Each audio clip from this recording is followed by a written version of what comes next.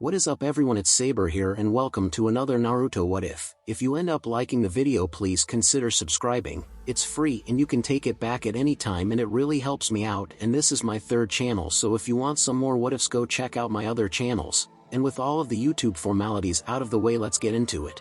Day of the exam, a shrill sound rang out and of the guest quarters of the Senju compound, shattering the peaceful sleep of one Naruto Uzumaki, and a hand immediately shut it down as Naruto immediately woke up. He was too wound up to sleep anymore. Naruto quickly finished his morning routine and immediately went to his personal cave and started his physical exercise routine, as it would calm down his nerves, and also because he didn't want any break in his training routine unless absolutely necessary.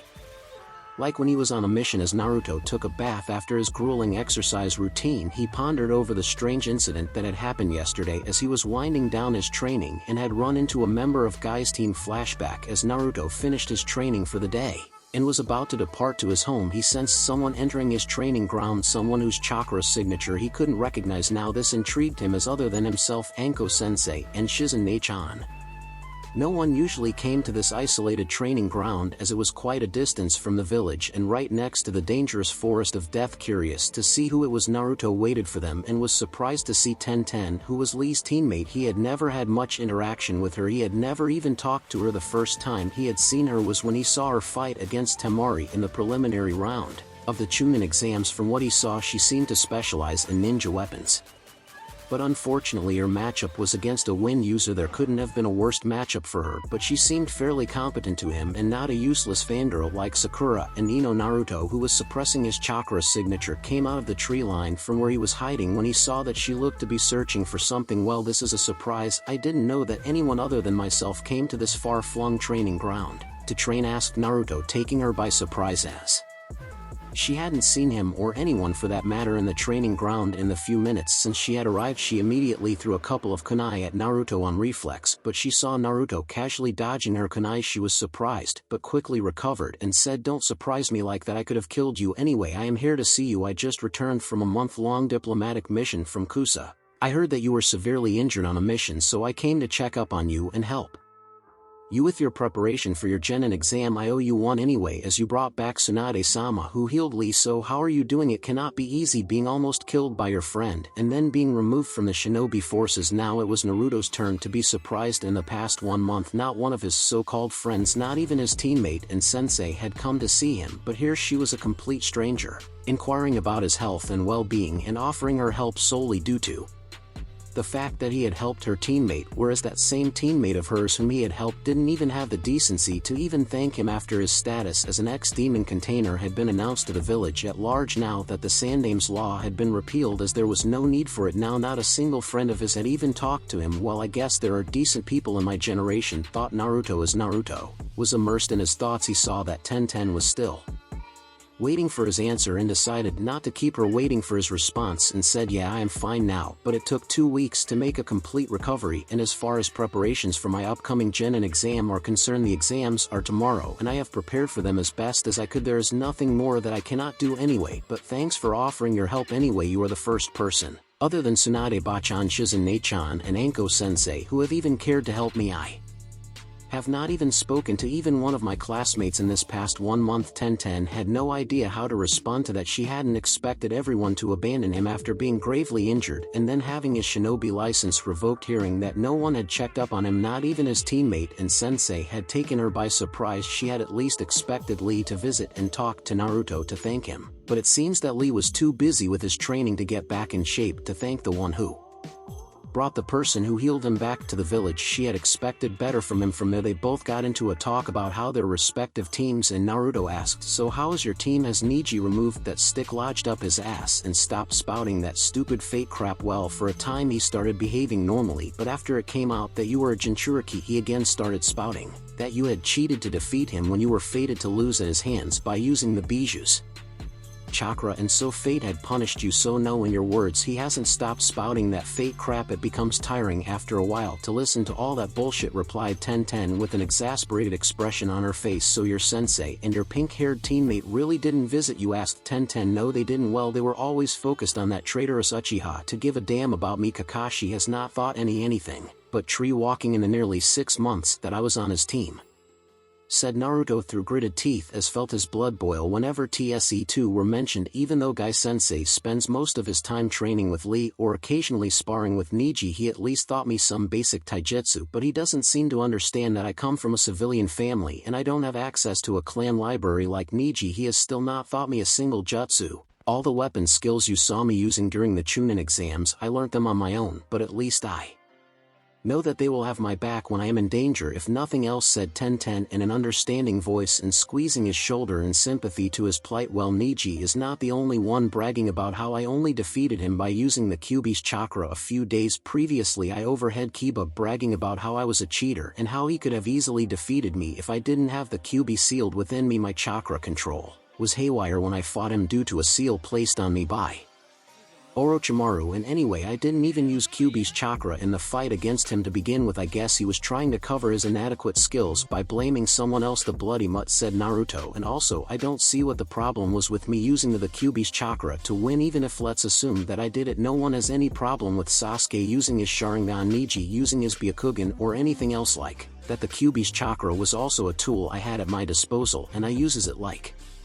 any good shinobi, so I am not going to listen and take into account the insinuations and complaints of sore losers, said Naruto with a firm voice, as he had made a commitment to himself to never again let the fear of someone's judgment or perception affect his behavior or his actions. Well, anyway, I think it is time for me to go home as I want to turn in early today and have a full night's sleep before tomorrow's exam, so if you will excuse me I will be on my way, and again thank you for your concern about my health and your offer to help me train. I wouldn't mind sparring with you occasionally if you don't mind, asked Naruto. Well, it's okay then, good luck, Naruto, said Tenten. Thank you, Tenten Tabeo, exclaimed Naruto, and then shut his mouth in embarrassment. He had been trying to get rid of his verbal tic, but it kept popping up at the most inopportune moments. Tenten, who was about to walk away, suddenly froze in shock. There was only one person she knew who had such a verbal tic, and she hadn't met him or even talked to him in nearly 7 years. She hadn't known what had happened to him. She had nightmares of her first friend being killed in the sand sound invasion. She could no longer recall what his face looked like. It had been too many years, but she still remembered his weird verbal tic she used to tease him about, and the whisker marks on his cheeks, which if she looked very carefully could be found on Naruto's face.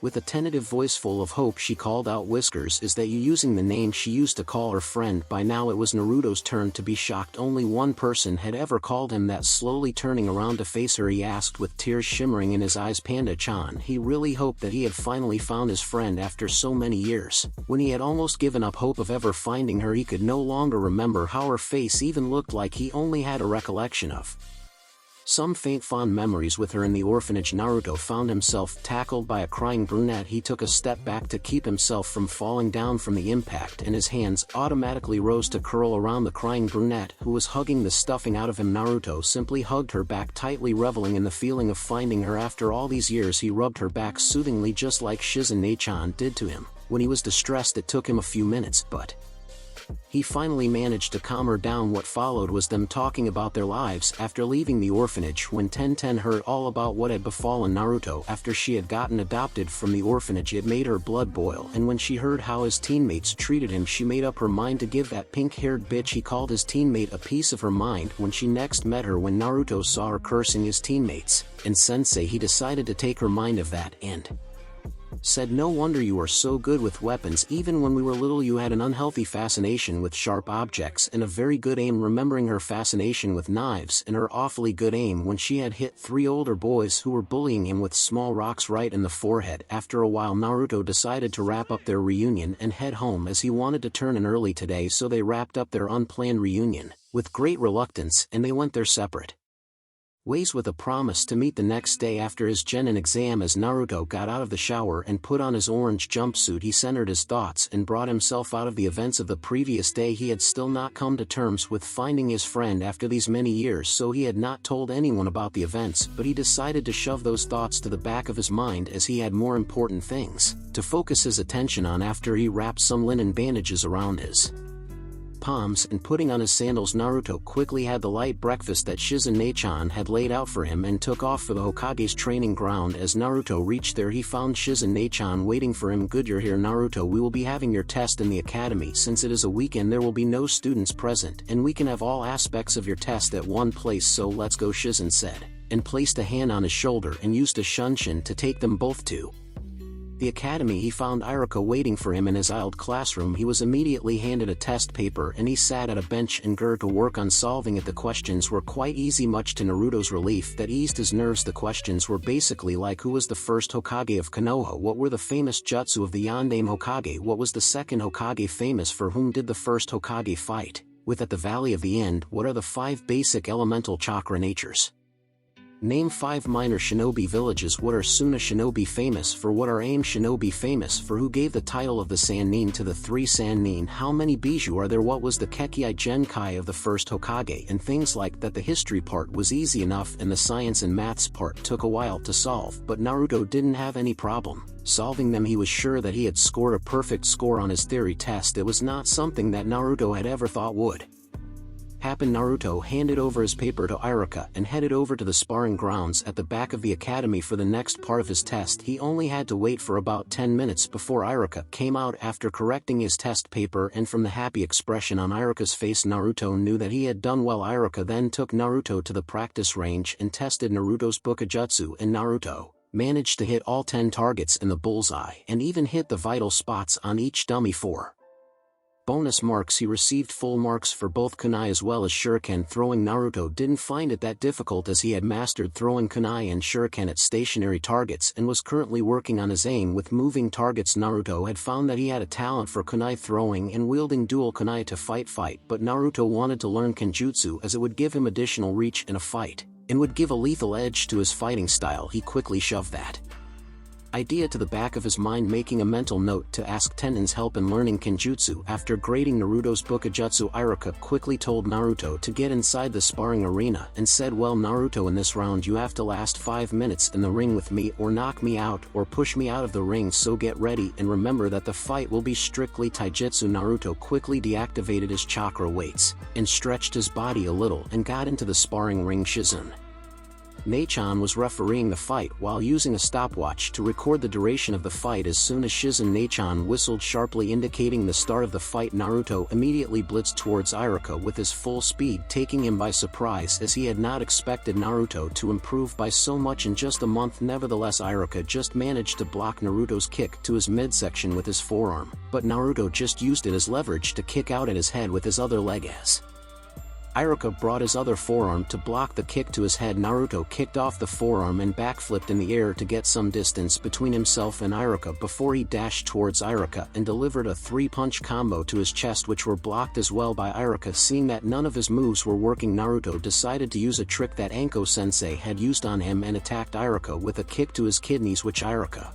blocked. Naruto tried to land a rising kick with his left leg, and as Iruka raised his hand to block a kick to his face as he assumed that was where Naruto was aiming, as Naruto had used the same move at the start of the fight, but Naruto just smirked and changed the direction of the kick, hitting Iruka hard in his gonads as Iruka collapsed to the ground crying out in agony as he clutched his crotch. Naruto immediately blurred forward and chopped him the back of his neck, rendering him unconscious. Shizun, who was refereeing the fight, had to hold back a cringe when she saw Naruto's brutal kick to Iruka's crotch. She had an idea of where Naruto had learned that move. Shizun raised a hand and whistled to signify the end of the fight. When Naruto rendered Iruka unconscious, Shousu Uzumaki Naruto, she announced loudly, and then moved to heal Iruka. As Iruka regained consciousness, he found that the pain in his balls had subsided. He thanked Shizun-san and addressed Naruto, saying, "Good Naruto, you defeated me in approximately 1.5 minutes. Now it is time for your ninjutsu exam. I want you to demonstrate the henge first." Naruto quickly complied, and with a shimmer of air, Naruto's form was replaced with that of Tsunade Bachan. Iruka inspected Naruto's transformed form and said, "Good Naruto, it was perfect, and you did without the use of any hand seals and no chakra smoke. Now I want you to demonstrate your use of the Kawarimi." Naruto was replaced by a log of wood,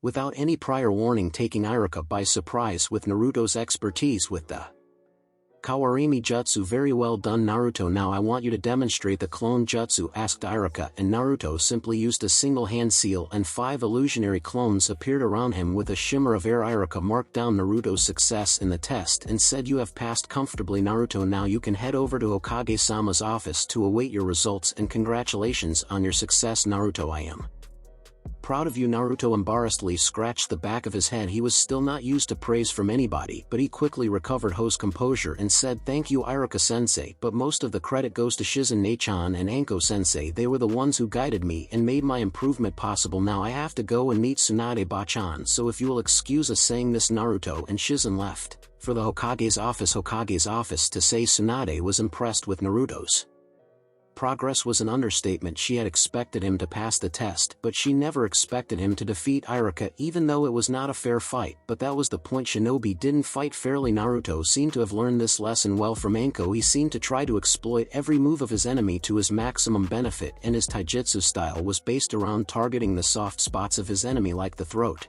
the 8 vital spots and crotch. He seemed to exploit every mistake made by his enemy and make him pay the price for the mistake. Tsunade was very impressed. Now she had the task of deciding where to place him. There was no way she was going to place him back in Team 7. That was a disaster waiting to happen. She had to place him in the reserves or let a jounin take him as an apprentice. Placing him in the reserves would allow him time to work on his skills while at the same time making him work with various teams, allowing him to acclimatize himself to working with various kinds of people, whereas allowing someone to take him as an apprentice, allowing Naruto to get exclusive training from his sensei. She decided to hear Naruto's opinion on that before taking a decision, but Tsunade couldn't train him as her apprentice despite however much she wished to, as she was already training Sakura, but that didn't mean that she wouldn't help with his training. Tsunade was shook out of her inner musings when her office door burst open and a blonde blur rushed inside and hugged her tightly. Tsunade chuckled to herself and hugged her blonde baka tightly. "So I take it from your reaction that you passed your evaluation, Naruto, and I guess that you are happy?" asked Tsunade with a knowing smirk on her face as she extricated herself from his embrace. "You bet, Bachan," exclaimed Naruto with a beaming smile on his face. He was really pumped up at successfully rejoining the shinobi forces. Tsunade smiled slightly at Naruto's infectious happiness and laid out Naruto's options before him and asked, "So what option do you prefer, Naruto?" As Naruto was going over the various pros and cons of joining the reserves or becoming an apprentice to a jounin, Shizune offered an alternative. "Tsunade-sama, I would like to take Naruto as my apprentice. I can train him in the village while he can alternate between different teams to perform missions out of the village when I am busy at the hospital, and can't take him with me on missions. That way he will get both training as well experience working with different shinobi with varying skill sets," asked Shizune in a hopeful voice as she really wanted to take Naruto as her apprentice. She had really enjoyed being a teacher to Naruto over this past month. Tsunade mulled over Shizune's words and had to admit that it was the best option that she could think of. She addressed Naruto asking, "What do you say, Naruto? Is this arrangement agreeable to you?" Naruto readily agreed, as he would love to become an apprentice to Shizune-chan, as she was very patient and explained everything to him without becoming irritated with him when he didn't get something. With the agreement of all the parties involved, Tsunade filled in all the documents required to approve a new apprenticeship and took Naruto's and Shizune's signature and then stamped the document with the Hokage's seal of approval, making the apprenticeship official before dismissing Naruto. Tsunade reached into a secret compartment of her desk and took out her grandfather's necklace and Naruto's old shinobi headband. "Here, Naruto, I have kept them safe for you. You have definitely earned them," said Tsunade as she handed them back to Naruto. Naruto was sorely tempted to accept them, but he had decided on something and was adamant on sticking to it. Naruto answered in the negative, saying, "Bachan, I want to get a new headband, not Iruka-sensei's old one, and I will accept your necklace only after I am at least jounin level, as I now know the value of it and I am not in a position to defend it if someone tries to take it from me, so I want you to give it to me when I earn a promotion to jounin." Tsunade was a little disappointed on hearing Naruto's decision, but was proud of him for thinking about the consequences of his actions. While she wanted him to wear her necklace, she had to agree with Naruto on its massive value and him not being in a position to defend himself if someone outside the village tried to steal it from him or even try to kill him for it. Tsunade didn't respond for a few moments, but finally smiled and said, "I am happy that you are thinking about the consequences of your actions. I agree with you and I will give my necklace to you when you become a jounin. Now go and continue your shinobi training for today. I believe that Anko is waiting for you." Naruto happily bid her and Shizune goodbye and went to his usual training ground to continue his training, as he knew that now was the time to redouble his efforts and training, as he would have less time to dedicate to training, as he would also have to perform missions now that he was reinstated as a shinobi. As soon as Naruto entered training ground 43, he immediately swayed to his left, deftly avoiding a kick to his midsection from Anko, and he retaliated by blowing up as Naruto emerged from the treeline he was hiding in. The moment he sensed Anko, he suddenly found a kunai at his neck and Anko draped all over his back. but the Naruto in her hold just shimmered to reveal a log he had substituted with. Anko just chuckled at Naruto's perfect use of the Kawarimi and suddenly turned around and blew a massive gust of wind, knocking away the 50 kunai Naruto had launched at her using the kunai Kage Bunshin Jutsu. What followed was a furious bout of taijutsu, as Naruto mostly trying to avoid and anticipate Anko's movements, as he noticed that she was fighting him at a much higher level of speed than ever before, and trying to avoid being beaten to a pulp was all he could do, as he couldn't even follow most of her movements. It was like watching Lee's fight with Gaara during the Chunin exams. Naruto found himself massively outclassed. He tried to trick her by substituting with a few exploding shadow clones of his, but she seemed to anticipate all his moves, and by the end of their spar Naruto found himself on the ground with his entire body feeling like a giant bruise. As Naruto slowly regained his breath, he gingerly raised his head and asked a smug-looking Anko, who didn't look like she had even broken a sweat, "What was that thrashing you gave me supposed to prove, Anko-sensei?" Anko just smirked at him and said, "That was to make sure that you didn't get a big head after passing your exam. You have a very long way to go before you reach my level, and by the way, that move you pulled on Iruka was beautifully done, and from now on whenever we both are free I am going to train you intensively, as now that you are a genin I can teach you ninjutsu, which is something you sorely lack." Saying that, she threw 2 scrolls at him. "Those are the jutsu scrolls for the Great Fireball Jutsu and the Earth Wall Jutsu. Those are good, useful and simple jutsu to know for your level. I expect you have mastered them by the end of the week. For the next month you will be doing D-rank missions, so I want you to make your clones complete those missions while you focus on your training. Increase the intensity of your physical training, and also devote some clones to learning the elemental ninjutsu that I gave you.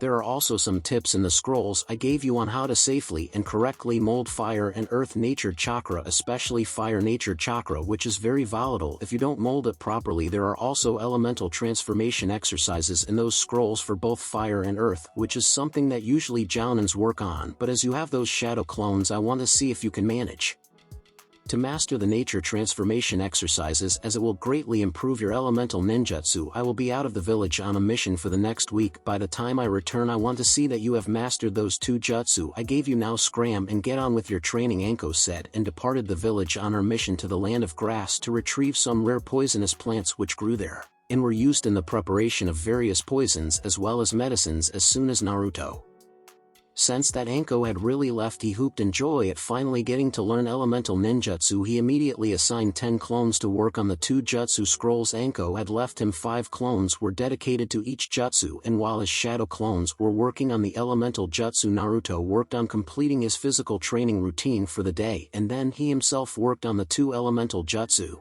while some more shadow clones worked on his chakra control. As Naruto was winding down his training for the day, he sensed Tenten's chakra signature approaching his training ground and immediately tied the new Hitayat that Tsunade Bachan had given him to his forehead. Tenten had finally managed to free herself from the training maniacs, her teammate Lee and her sensei Guy. She immediately set out to training ground 43 to find out how Naruto had fared in his genin evaluation test, and her question was answered. When she saw the brand new Hitayat on Naruto's forehead, she immediately rushed towards him and hugged him tightly, saying, "Congrats Naruto, you did it. I can see that you passed. But how did the exam go?" And Tenten was impressed with Naruto's performance and improvement in the span of just 1 month. As they were leaving for their homes, Naruto suddenly remembered something and asked Tenten, "Hey Tenten, would you mind helping me learn Kenjutsu? It will be very useful to end fights as quickly as possible, and it will also give me additional reach while fighting bigger opponents."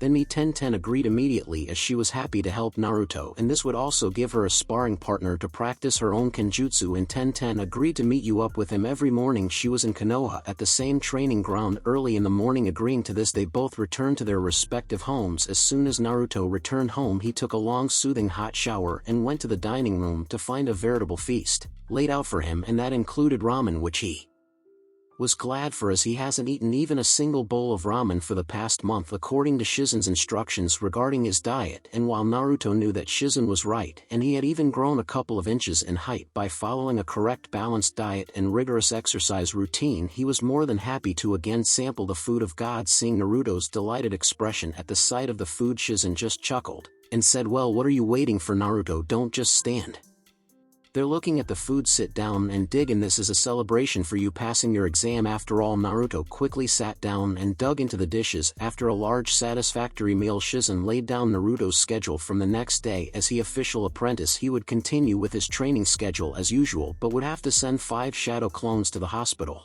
to learn and practice area jutsu from Shizen. She would assign the next level of chakra control exercises to them now that he had mastered the water walking exercise and its variants like walking on water against the flow of water, walking on slippery ice, water skating, etc. After his chakra control had reached the required level for a combat medic, she would teach him more medical jutsu. Also, tomorrow morning we are going shopping, Naruto. I won't have any apprentice of mine wearing that orange eyesore of yours, Shizen said sternly. Naruto just nodded his head in agreement, as he knew that there was no use in arguing with her. And he also acknowledged that orange was not a good color to wear for a shinobi, and anyway his orange jumpsuits were beginning to become tight on his new physique. Naruto, our goal for the next 6 months is to make you strong enough to blow through the next Chunin exams in Kumo, where you will be participating alone and without a team. There will be participants from all major hidden villages except Kiri, which is going through a civil war. I want you to become strong enough to crush the competition so that we can send out the message that Konoha is still strong, as the other villages have taken to testing our boundaries under the assumption that Konoha has become weak after the Kyuubi rampage and the recent invasion by Sand and Sound and the death of the Sandaime. So I will be working you down to the bone to get you to that level, and if you win the Chunin exams, then your promotion to Chunin is confirmed, and not even the civilian council can raise a fuss about it. So what do you say, Naruto? Are you ready to accomplish the task I have for you? Asked Tsunade. Naruto was overwhelmed by their confidence in his ability and could only nod his head in agreement as he felt his voice becoming choked with emotion. He was determined to justify their confidence in him and blow away all the competition. With that, everyone departed to complete their day's work, and Naruto went to his room to get started on the Fuinjutsu book, written by Mito Uzumaki, that Tsunade had given him as a gift for performing well in the test. According to Tsunade Bachan, the book contained 10 levels, and only after one had passed the test at the end of each level with 100% correct answers you could advance to the next level. From what he had learned from Tsunade Bachan, Mito Uzumaki was the wife of the Shodaime Hokage and was apparently the greatest seal master till date. Naruto Gad cried when Tsunade Bachan had taught him the history of the Uzumaki clan and their specialty and the cause of their destruction. But Tsunade and Shizen had consoled him as he cried for the family that he had never known and had lost. That was what had started his fascination with Fuinjutsu, as a fire was lit in him to become a Fuinjutsu master and make his ancestors proud. Naruto had wanted to immediately start reading the book, but after he completed his chakra sensing training and dispelled his shadow clones which were still present, he learned that the first 2 levels were the basics of seal and calligraphy, seal recognition, and the foundational language of seals for the first part, culminating in the creation of the storage seal. The second part was an introduction to synced and localized reactions, i.e. explosive tags, as well as building multifaceted seal arrays. Naruto had learned that he had the required calligraphy skill to start learning level 1 of the book, but he was dead tired and was not able to concentrate properly, and so decided to postpone it to tomorrow as the first thing he learned about Fuinjutsu was not to mess around with it without proper precautions. So he quickly brushed his teeth and went to bed for the day. Amigakure, literally meaning the land hidden by rain, was a small but highly industrialized shinobi village located in the land of rain. Its architecture was mainly composed of rows of metallic skyscrapers rising high into the sky with road ducts connected to them and power lines going through them. It rained 24/7 in Amigakure, leading to the presence of a depressed feeling over the entire village. The shinobi of AIM were mostly experts in genjutsu and poisons, and were mostly Suiton users. Located between 3 great shinobi villages, it became a battleground for those villages during both the Second and Third Shinobi World Wars, but no one had ever managed to conquer this village due to one person, and that person was Hanzo of the Salamander, the Kage of Amigakure, the land of Salamander. Hanzo, the man who had single-handedly slaughtered 3 platoons of Konoha Jounin and defeated the students of the Sandaime Hokage and spared their lives, giving them the title of Sannin for impressing him in battle. Hanzo had kept AIM safe single-handedly through 3 shinobi world wars. He was a monster of a shinobi, the last remnant of the era of the warring clans, as he lay dying in the ever-present rain in the land of rain. With a black rod piercing his right lung, he looked at the 6 individuals who called themselves Pain as they descended from the sky towards him. No matter how many times he had defeated those bodies, they always seemed to come back to fight him. He suspected that one of those 6 bodies had the ability to heal or revive the other bodies, as each body seemed to have a different ability, but he was too tired and too injured to act on his suspicions. He had already dispelled his personal summon Abuse, who was heavily injured, as he didn't want Abuse to die along with him. He had come to terms with his impending death, but he was definitely not scared of death. It had been a long time coming. He was nowhere near his best. In his prime, he could have defeated this upstart Pain. There were only a few shinobi in history who were his equal or betters. Among them were the first 4 Hokage, the Sandaime Reikage Uchiha Madara. He recognized this Pain as the leader of the mercenary group Akatsuki that had been leading a resistance against him. This upstart Pain may claim to be a god, all he wanted, but Hanzo knew that there had only ever been one true god of shinobi, and that was Hashirama Senju. It had taken nearly 15 S-ranked shinobi to kill him, and that too when he was not at his best, and Hashirama had still taken all of them except 1 or 2 with him to the grave. This Pain was nowhere near as strong as that monster of a shinobi. With that thought, the great Hanzo of the Salamander breathed his last oxo a few hours later in a cave in Amagakure. On the fingers of a massive wooden statue of what looked to be a massive beast sitting in the Seiza position with 9 eyes, all of which appeared to be closed, stood some of the most notorious criminals in the entire elemental nations. Each nin stood on 1 finger, and there were a total of 9 shinobi in that isolated cave, and each of the shinobi had an almost identical ring on one of his / her fingers. One of them was Itachi Uchiha, the clan killer and ex-Konoha nin, and one of the most notorious missing nin. He was the wielder of the Sharingan, one of the only 2 remaining people to bear the Sharingan after he had slaughtered his entire clan, leaving only his younger brother Sasuke alive. He watched the proceedings with a bored look in his eyes while his mind was calculating all the possible reasons for this meeting. Of all the members of the Akatsuki, adjacent to Itachi stood a massive man with the appearance of a shark. He had what appeared to be gills on the sides of his face, and his teeth were filed to look like that of a tower. Over Itachi in height, he was Kisame Hashikaji, also known as the Monster of Kiri. He was also known as the Tailless Bijou for his massive chakra reserves. He was a former member of the 7 Swordsmen of the Mist who went rogue after the Yonde Mizukage Yagura had started the genocide of all shinobi with Kekkei Genkai. He was the wielder of the semi-sentient sword Samahata, which was wrapped up in bandages and was resting on his back. It had the unique ability to absorb chakra and use it to heal or empower Kisame. Its blade looked like the scales on fish. He was a master of water-style ninjutsu. He was Itachi's partner in Akatsuki. Adjacent to Kisame stood what appeared to be a half-plant and half-man made up of 2 halves, 1 black and 1 white. They called him Zetsu. He was the spy of the group. He had the ability to sneak into any place undetected and merge with any wooden surface using something similar to Mokutan. He had something like a split personality, and the other members of Akatsuki called his white half as his good half and his black half as his evil half. He could spawn clones looking like him, but they were all completely head appeared to be coming out of what looked like the head of a Venus flytrap. He was a cannibal. Adjacent to Zetsu stood a beautiful lady with blue hair and paper clips, keeping her hair from blowing onto her face. She was Konan, and the second in command of the Akatsuki. She had the unique ability to completely convert her body into paper and could also fly. She was known by the people of AIM as the Angel. She rarely talked in the meetings and was extremely devoted to Pain. And adjacent to Konan stood Pain. He looked like an ordinary young man with spiky shirt, brown hair. His eyes were silver in color with concentric rings of purple in them. They were the fabled eyes of the Sage of the 6 Paths. They were the Rinnegan. His face had many metal piercings in them, in his ears and also through his nostrils. He was the leader of the Akatsuki and the person who slew the great Hanzo of the Salamander. On the fingers of the other hand stood a blind male with long blonde hair that fell over his face, making him look like a transvestite. He had what looked like mouths on the palms of both his palms. He was a missing nin from IWA called as Deidara. He wielded the explosion release. He was obsessed with explosions and considered them to be art, and always argued with his Akatsuki partner about what constitutes true art. He used explosive clay to cause massive explosions, and he could also fly on his clay constructs. And next to Deidara stood his partner and the greatest puppeteer to ever live, Sasori of the Red Sands. The man was a missing nin from Suna who had killed the Sandaime Kazekage and had basically started the Third Shinobi World War. You couldn't see much of his body,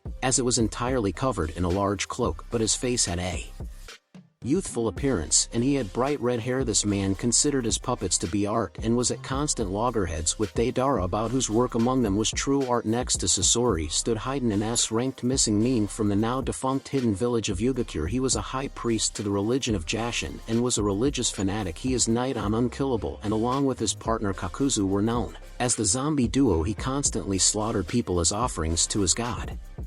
Jashin's signature weapon was a scythe with 3 spikes as blades. This man had slaughtered almost the whole ninja force and a lot of civilians of Yugakure before going rogue. And next to Haiden stood his partner Kakuzu, another person who was nearly immortal. He was a missing nin from Takigakure who was from the same time period as the Shodame Hokage. He had been sent by his village to assassinate Hashirama but failed badly, and was disowned by his own village. He had transformed his entire body into living threads which acted as both offense and defense using the kenjutsu of Takigakure known as the Jiangu. He had 5 hearts in his chest cavity which he took from his opponents, and the hearts could attack an opponent of his while coming out of his body, and each heart used elemental jutsu belonging to a single element. This man was obsessed with money and was a professional bounty hunter. These 9 most dangerous criminals in the elemental nations were waiting to hear the reason for this sudden meeting that their leader Pain had called for. Pain finally decided to address the reason for the meeting, saying, "Zetsu, tell everyone what you learned recently about the Kyuubi Jinchuriki High Leader Sama." The Kyuubi Jinchuriki was on a mission to stop Itachi's little brother from defecting from Konoha and joining Orochimaru. The Kyuubi Jinchuriki won the fight against Sasuke Uchiha but pulled away from landing the final blow and got hit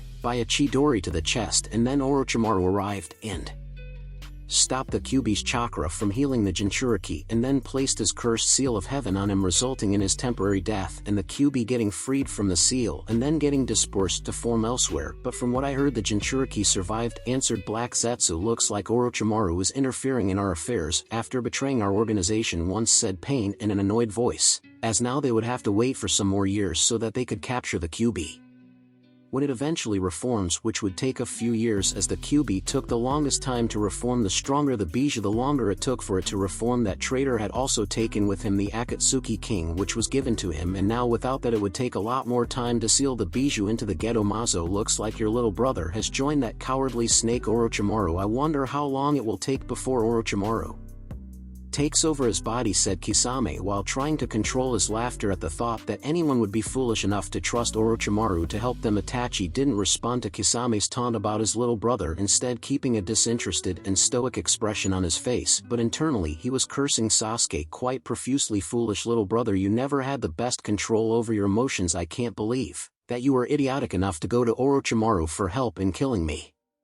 That cowardly snake couldn't defeat me and have my body in Sharingan, so he is now targeting you, and you foolishly walked into his arms willingly," thought Itachi, but didn't let any of his internal turmoil to show on his face. "Has the snake taken over Sasuke Uchiha's body yet?" asked Pain, as Orochimaru was a wily opponent, but he could kill him quite easily. But an Orochimaru with a fully functioning Sharingan would be a terrifying opponent, not enough to defeat Pain himself, but still he would become a thorn in his side. "No, he has not. He has already recently changed bodies in order to heal from the damage the Sandaime Hokage inflicted on him, so he can't change bodies for another 3 years. He is shaping Sasuke to be at his peak so that he can take over the body of an Uchiha at his prime." Zetsu answered, "Allow me to go after Orochimaru, Leader Sama. I will make sure to kill him in an explosion." "Yeah, it will be a fine expression of art," said Deidara. "Art is not an explosion. Art is eternal, you moron.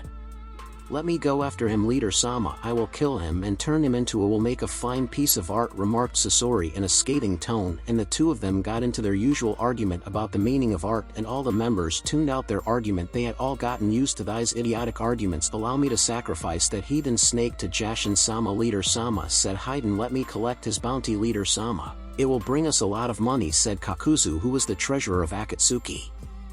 "No, we will sacrifice him to Jashin Sama," said Haiden, and started ranting about Jashin Sama and killing the heathens. Pain seemed to be ruminating over all the information shared and finally said, "Not now. Orochimaru would have already gone to ground to escape our clutches, and he has a lot of hidden bases. It would be a waste of resources to go after him now. Instead, all of you will continue with bounty hunting and also completing the missions outsourced to us by IWA now that I have killed Hanzo. We have a secure base of operations and aim. I want us to be ready to go after all the Jinchuriki in exactly 3 years' time, because if we start hunting Jinchuriki now, the 5 great shinobi nations will become alert and come after us. When the time comes for the Kyuubi to reform, we will begin collecting the Biju one after another, not giving time to the major shinobi villages to become alert and thwart our efforts. And Zetsu, I want you to monitor the movements of all the Jinchuriki and also leak the news to the other shinobi villages about Konoha losing possession of the Kyuubi. This will make the other shinobi villages to focus on taking advantage of Konoha's weakness, and we can operate. And you are all dismissed. At that pronouncement, all the members except Pain, Konan, and Zetsu blinked out of existence, revealing that they were not really there and were just some type of long-distance projections of their real selves, as all the other members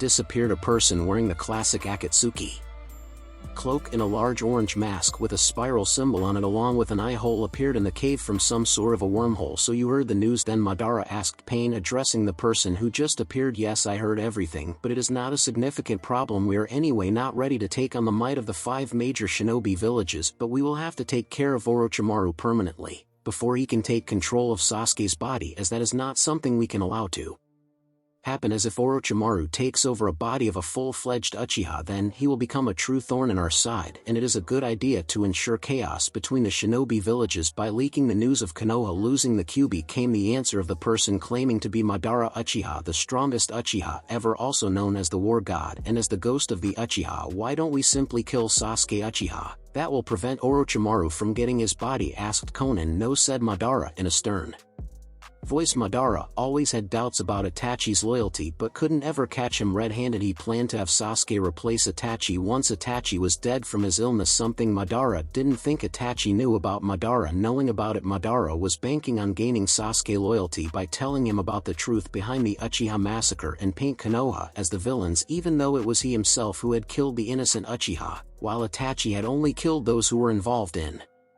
the coup attempt against Konoha. From what he knew, Sasuke was not exactly a stable character and was easy to twist to his needs. I have some plans for him. You both focus on killing Orochimaru before the 3-year period is up, and he decides to change bodies, he said, and then warped away with a swish of his cloak. As soon as Madara and Zetsu departed, Konan addressed Pain. I don't trust Madara's commitment to our mission to establish world peace. I think he has some hidden agenda and is playing us. I agree with you, Konan, but for now we have his need. But once I get even a whiff of his treachery, I will kill him personally. He may be very powerful, but he is no match for a god, and I am a god, Pain said. But are you sure about causing unrest between the major shinobi villages? It may lead to another shinobi war, asked Konan. Yes, I am sure, Konan. The only way the shinobi world will know peace is if they have all first experienced pain, and such small sacrifices are required for us to achieve peace, said Pain in a confident voice, trying to put Konan's mind at ease. Konan just nodded her head in agreement, all the while wondering when she and her friends had gone from trying to achieve peace and aim by overthrowing the tyrant Hanzo to plotting to cause wars for their benefit, and wondering what Yahiko and Jiraiya sensei would think about their actions if they saw them now. But Nagato was the only person dear to her that she had left,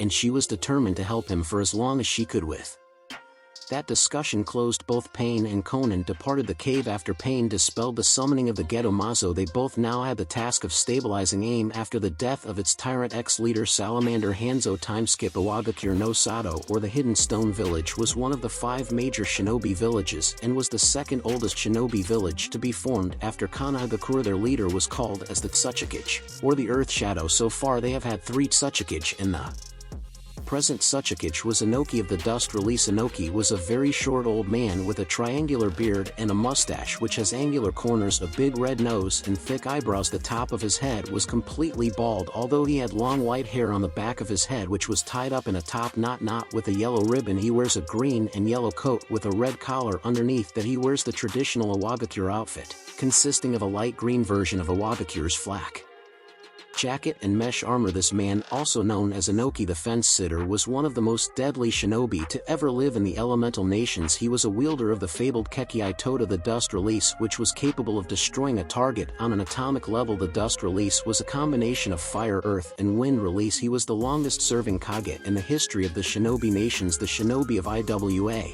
had a rock-hard attitude and were fanatically loyal to their Kage and would carry out his every order even if it meant their death. Iwagakure ninjas specialize in earth release techniques and its different variations, and speaking of the village itself, it was located in the midst of some very rocky mountains. These mountains provide a very good natural defense, making the village a natural stronghold and also increasing the ease with which the IWA ninja could perform earth release techniques against their enemies. Also, unlike Konoha, the houses were made of stone instead of wood, thereby providing more protection in the case of an attack. IWA has an antagonistic relationship with Konoha, having fought against them in all the 3 shinobi wars and having lost all of them. Another thing common in IWA was the hatred shared by all their ninja for the Yandame Hokage for the humiliating defeat at his hands during the 3rd Shinobi War, during which he had massacred more than 1,000 jounin of IWA during the Battle of Canopy Bridge using his Horatian technique, thereby single-handedly winning the war for Konoha against IWA. Their military strength had still not recovered from the blow dealt by the Yellow Flash. He was feared and hated in equal measure by the people of IWA. There had been a week-long celebration held in IWA when the man died while saving Konoha from the Kyuubi's attack. Currently we find that Tsuchikage, in his office trying to navigate the maze of paperwork on his desk, a problem which seemed to plague every Kage. Curse this damn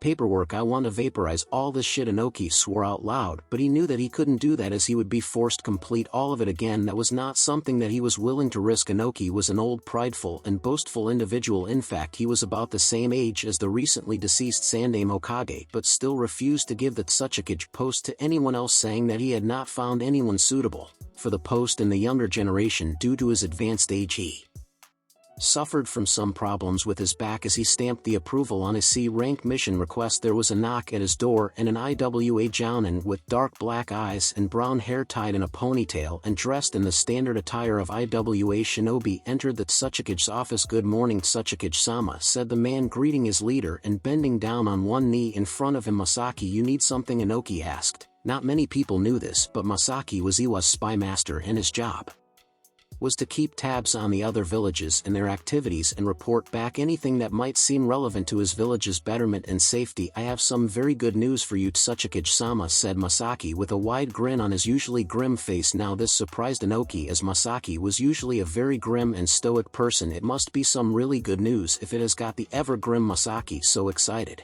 thought Inoki. Well, don't keep me waiting then, tell me quickly the good news you claim to have for me, asked Inoki in an impatient voice. Tsuchikage-sama, Konoha has lost the Kyuubi. It seems that their Jinchuriki was killed by Orochimaru. What, said Inoki in a disbelieving voice. This was great news. Konoha had suffered 2 massive blows in a short span of time. First was the death of the Sandame Hokage, and now the loss of the Kyuubi Jinchuriki. This was the weakest that Konoha had ever been. There would never be a better time to attack them, and Inoki desperately wanted to attack Konoha as he hated Konoha for the loss of his daughter-in-law and his younger son at the hands of the Yandame Hokage. He also hated Konoha for defeating IWA in all the 3 Shinobi World Wars, but he decided to be cautious and decided to test Konoha's strength first, as they still had excellent shinobi like Jiraiya, Tsunade, Kakashi, Takigai and Danzo, so he decided to test the strength of their next generation. At the Chunin exams in Kumo in a few months' time, he decided to send his best genin teams to test the new generation of Konoha shinobi. He also decided to send his granddaughter Kuratsuchi to the Chunin exams as a participant. She was strong enough to kill even a Chunin with ease with her lava release Kekei Genkai. With that thought, he dismissed Masaki and ordered one of his ANBU members to call for his son Kitsuchi and also to call for Akatsuchi,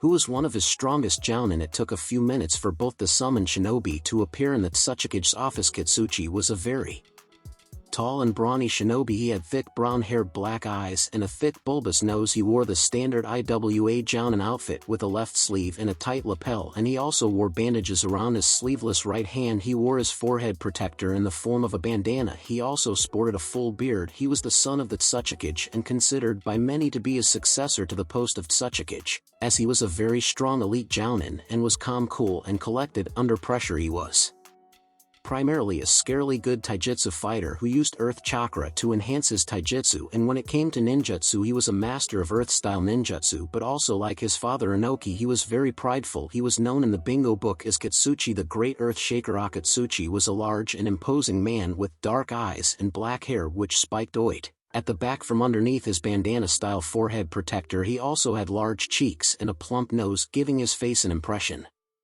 Of ever-present joviality, he wore the standard jounin outfit of a wagakure but with 2 sleeves beneath his jounin flak jacket, and further accentuated his outfit with a yellow scarf around his neck. He was a formidable shinobi who was selected to guard the Tsuchikage due to his unwavering loyalty to the Tsuchikage. He was known as the Shield. This man was considered to be the height of physical prowess in IWA. He was also a master of earth-style ninjutsu. He was also the personal trainer for the Tsuchikage's granddaughter Kuratsuchi. As soon as both of these ninja entered his office and greeted him, Inoki immediately addressed both of them and told them about the news he had received. He ordered them both to make sure that all the genin teams of IWA were capable of taking part in the upcoming Chunin exams in Kumo, and he also ordered Akatsuchi to up the intensity of Kuratsuchi's training and make sure that she was ready for the Chunin exams, as it would demonstrate Iwa's power to the world. Inoki also decided to increase the intensity of training of Dimitsuchi, an orphan boy whom he had taken as his apprentice due to him having the dust release Kekai Toda. Just like Inoki, the boy was a genius and would definitely win the Chunin exams if Inoki trained him properly. Inoki was grooming him to be a Kage candidate, as in his opinion Dimitsuchi had all the qualities to be a good Kage, as he was calm and composed under pressure and was not swayed by his emotions to make hasty decisions. Unlike his granddaughter Kuratsuchi, who was a hothead, after making sure that both of them were clear on his orders, he dismissed them and went back to his daily torture of paperwork. Kumogakure, or the village hidden by clouds, was one of the 5 major shinobi villages. It was located on some of the highest mountains in the land of lightning, making it literally hidden in the clouds. It was founded by the first Reikage. It was currently ruled by the 4th Reikage. Kumo was the most militarized of all the shinobi nations. While all the shinobi nations had agreed to cut down on military budget and militarization in times of peace, Kumo had not abided by the agreement and had continued stockpiling weapons and trying to get new bloodlines into Kumo by any means necessary, even going as far as to break diplomatic norms and trying to kidnap the Hyuga heiress, who was just a little girl. And when the Kumo shinobi was caught and killed by the Hyuga clan head, the Reikage threatened war against Konoha if they didn't hand over Hayashi Hyuga, but Konoha had instead handed over Hayashi's twin brother, who had the caged bird seal on him, preventing Kumo from getting its hands on the Byakugan. This incident had tarnished Kumo's name as a power-hungry village which would do anything for power. The 3rd Reikage had also tried something similar to this when he had his shinobi kidnap Konoha's Red Death Kushina Uzumaki when she was a genin, but Minato Namikaze had killed them and rescued her, and thereby foiling the 3rd Reikage's plans. While all the shinobi nations had demilitarized to a large extent, Kumo had continued its policy of militarization under the Yondaime Reikage, as he wanted to make sure that Kumo came out on top when the next shinobi war came around. Rapid militarization had forced the Tsuchikage and the former Kazekage to hire the services of the Akatsuki to carry out the more dangerous missions in order to build up their military forces and be ready for war with Kumo if the Reikage started anything. Kumo, like IWA, has an antagonistic relationship with Konoha, as they had fought against them in all the shinobi wars and lost all of them. In fact, during the 3rd shinobi war, the Yondaime Hokage had single-handedly defeated both the current Reikage and his brother the Jinchuriki of the Hachibi fighting together against him, and had spared both their lives on a whim, even when A using his famed lightning cloak to increase his speed and reaction time, and B was using his full Bijou cloak. They couldn't match the Yondaime Hokage's Haration. Since that day, An held a deep loathing for Konoha. Currently in the Reikage's office we find the Reikage A along with his brother B and his trusted advisors Darui C and Mabui A. The Yondaime Reikage was a massive dark-skinned man with dark skin color and white hair. He used his famed lightning cloak in battle, which increased his speed, strength, and reaction time to nearly unheard of levels. He wore the Kage hat on his head and a pair of loose training pants, and had foregone any garments on his upper body. He wore golden gauntlets on both his arms and a golden belt around his waist. He was a very temperamental, prideful, and short-sighted individual. He was known as unruly by all the other Kage. B was the adopted brother of the Reikage, and was the Jinchuriki of the Hachibi, or the 8 tails. He had full control of the Bijou chakra sealed inside him. He was massive individual with dark skin and white hair and sunglasses over his eyes. His original name is Karabi, and he was also known as Killer B. He had a unique kenjutsu style where he fought using 7 swords at once, holding them using different parts of his body. It was a very chaotic fighting style and easily confused many opponents. He was equally powerful. Compared to the Reikage, he had a habit of always talking in rhyme, which Irritated, the Rakige's hobby was rapping, and he held regular rap concerts in Kumo. He lived in a cottage on a tall peak a little distance away from the village. He was a very jovial person and was highly regarded by the people of Kumo. The people of Kumo, the majority of them, considered their Jinchuriki as their guardians, mainly through the efforts of Killer B. He was very proud of his shinobi skills and also his rapping skills,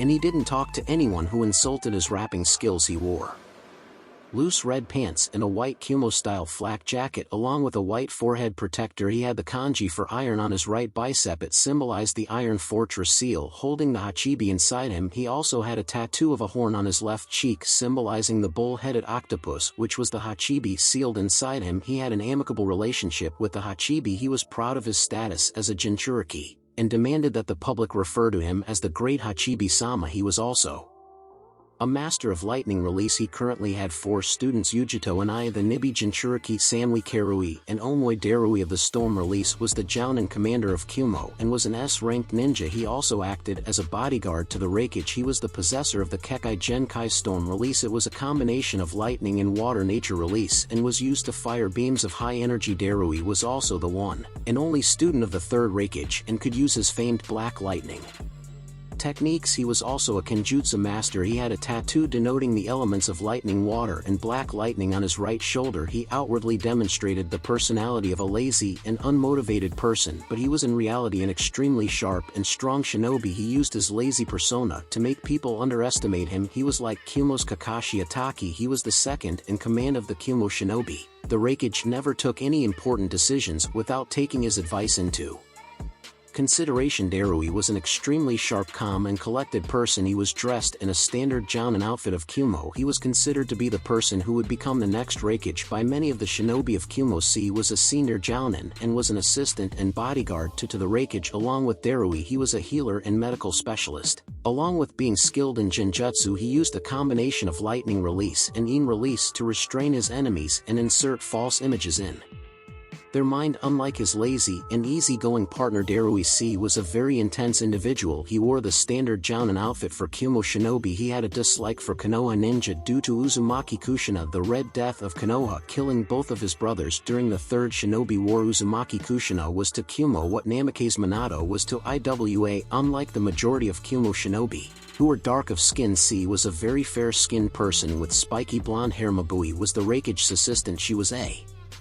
dark-skinned young woman and she had green eyes. She dressed in a very formal manner consisting of a long-sleeved and high-collared dress shirt and skirt along with a pair of long earrings and high-heeled sandals. She had the ability to remain calm even under extremely stressful conditions and get her work done. She, along with Darui, were repeatedly exasperated with the Rakige's habit of entering and exiting his office by breaking through the windows or walls of his office instead of using the doors. She had the unique ability to transfer matter over long distances at the speed of light. This unique ability of hers is what made her the Rakige's assistant. The Rakige was very fond of her and respected her advice. She was also responsible for making sure that the Rakige completed all his paperwork instead of spending the entire day on his bodybuilding exercises. As it was about to talk about the reason for the meeting, B decided to open his mouth and ask, "Bro, yo bro, why did you call me?"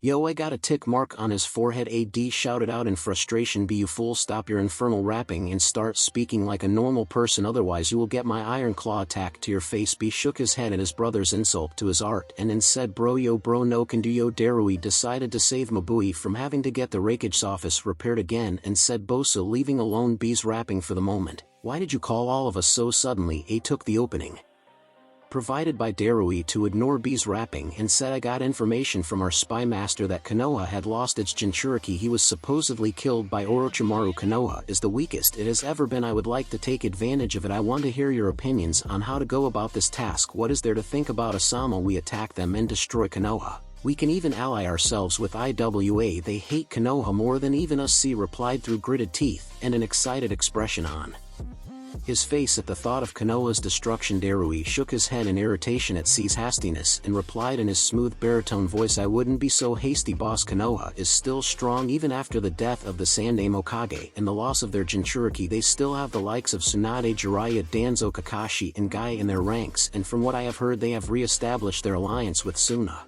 And if Suna blocks Iwa's army, we would have to battle Konoha alone, and On their home ground, it's not wise to underestimate Konoha. There is a reason they have won every single shinobi war till date. Bro, yo bro, don't be a fool. Darui speaks cool, listen to him, yo, was B's response. As much as I hated to admit it, he knew that Darui was right. Konoha was strong, and despite his confidence in the strength of Kumo, it would be folly to underestimate Konoha. Jiraiya, in his vaunted sage mode, or Guy with his celestial gates, could match him, and if Guy battled him, then Jiraiya could handle B, as he was both a sage as well as being a Fuinjutsu master. And then there were both Tsunade and Danzo to handle, along with the likes of Kakashi Hatake and Asuma Sarutobi, along with their other strong shinobi like the trio of Ino, Shika, Cho, Hayashi, Hyugatsu, Minazuka, Shibi, Aburame, etc. Okay, I agree with your point, A grumbled. So what do you suggest we do? I think we should wait for the next Chunin exams in Kumo in a few months' time. There, if we crush the Konoha Genins, who will definitely participate, as Konoha is in a position where it has to desperately prove its strength to the world, then we can convince the Lightning Daimyo to allow us to wage war against Konoha by saying that Konoha is weak and we can crush them. Otherwise, I don't think that the Daimyo will allow us to fight a war against Konoha,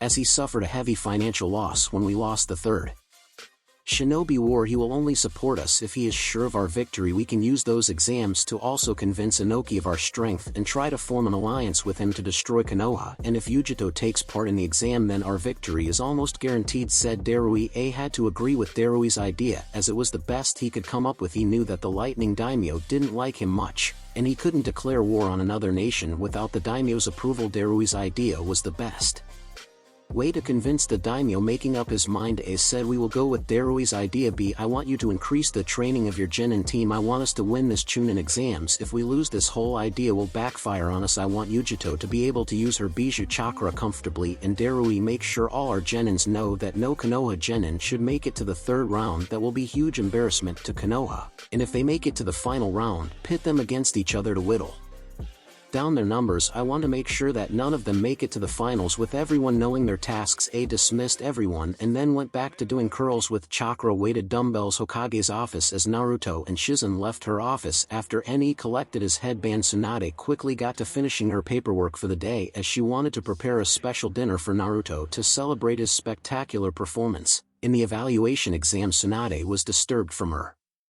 inspection of a mission request for bandit extermination in a village quite a distance from Konoha but in Fire Country. By a knock on her window, she turned her head and allowed Kakashi, who was at the window, to come in. Kakashi also had the same bad habit as Jiraiya, that of coming through the window instead of through the door like normal human beings. When Tsunade saw that familiar orange book she hated in Kakashi's hands, she shot him a truly pissed off look and ramped up her killing intent till it was pressing on Kakashi like a physical weight. Kakashi, if I ever see you with that book in my office ever again, then I am going to castrate you with a rusted blunt spoon and shove your balls down your throat. Is that clear? Kakashi felt a cold shiver down his spine at that gruesome threat and quickly nodded his head and placed the Ika book back in the pocket of his flak jacket. Now may I know the reason you came to see me? As far as I know, you are not cleared for any mission for another 3 days after the S-ranked mission you went on 2 weeks ago and returned 3 days ago. You are on your cooldown period. Well, the reason is that I saw Naruto's evaluation test. He was very good, and I saw that he had passed. I came to inquire about when I can expect him back on Team 7. Tsunade couldn't help but burst out in laughter. You really think that I would allow Naruto back on a team with you and Sakura,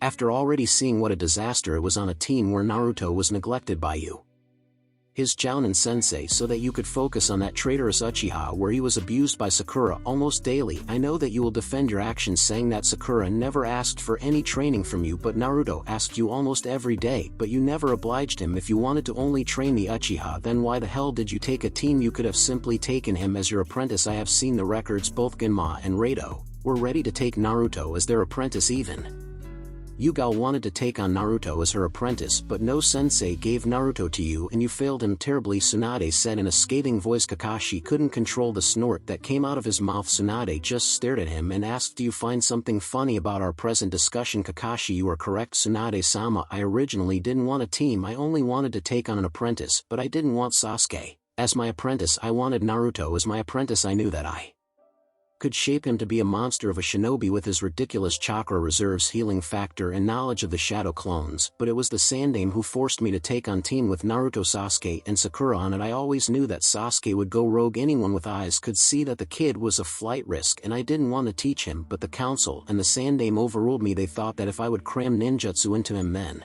he would stay loyal to Konoha. They were the ones who forced me to teach the Chidori to Sasuke. They also told me to neglect Naruto's training so that he wouldn't retaliate against the villagers if they abused him or discriminated against him after he gained the strength to protect himself. The Sandaime was sure that the only reason that Naruto didn't retaliate violently against the unfair treatment he was meted out with was because he didn't have the necessary skills to do so. He didn't want Naruto to be strong enough to retaliate against the villagers. That man was too burdened by his past with Orochimaru that he couldn't see what was in the present. He doubted Naruto, who despite the unfair treatment meted out to him was still loyal to the village, and ordered me to neglect his treatment while ordering me to focus on training Sasuke, who was a clear flight risk. I had wanted to train Naruto for the final round of the Chunin exams, as he was up against Niji. Huan was ready to kill his own cousin, and I could no longer neglect Naruto's training and put his life at risk. Even if I were under orders, I was ready to ignore the Hokage's orders and tell Naruto everything and then train him intensely for the 1-month preparation period. But the Sandaime assigned me to teach Sasuke and said that Jiraiya would take over Naruto's training. I was happy that he would have quality training from Jiraiya, but it was like he had not taught Naruto anything except summoning,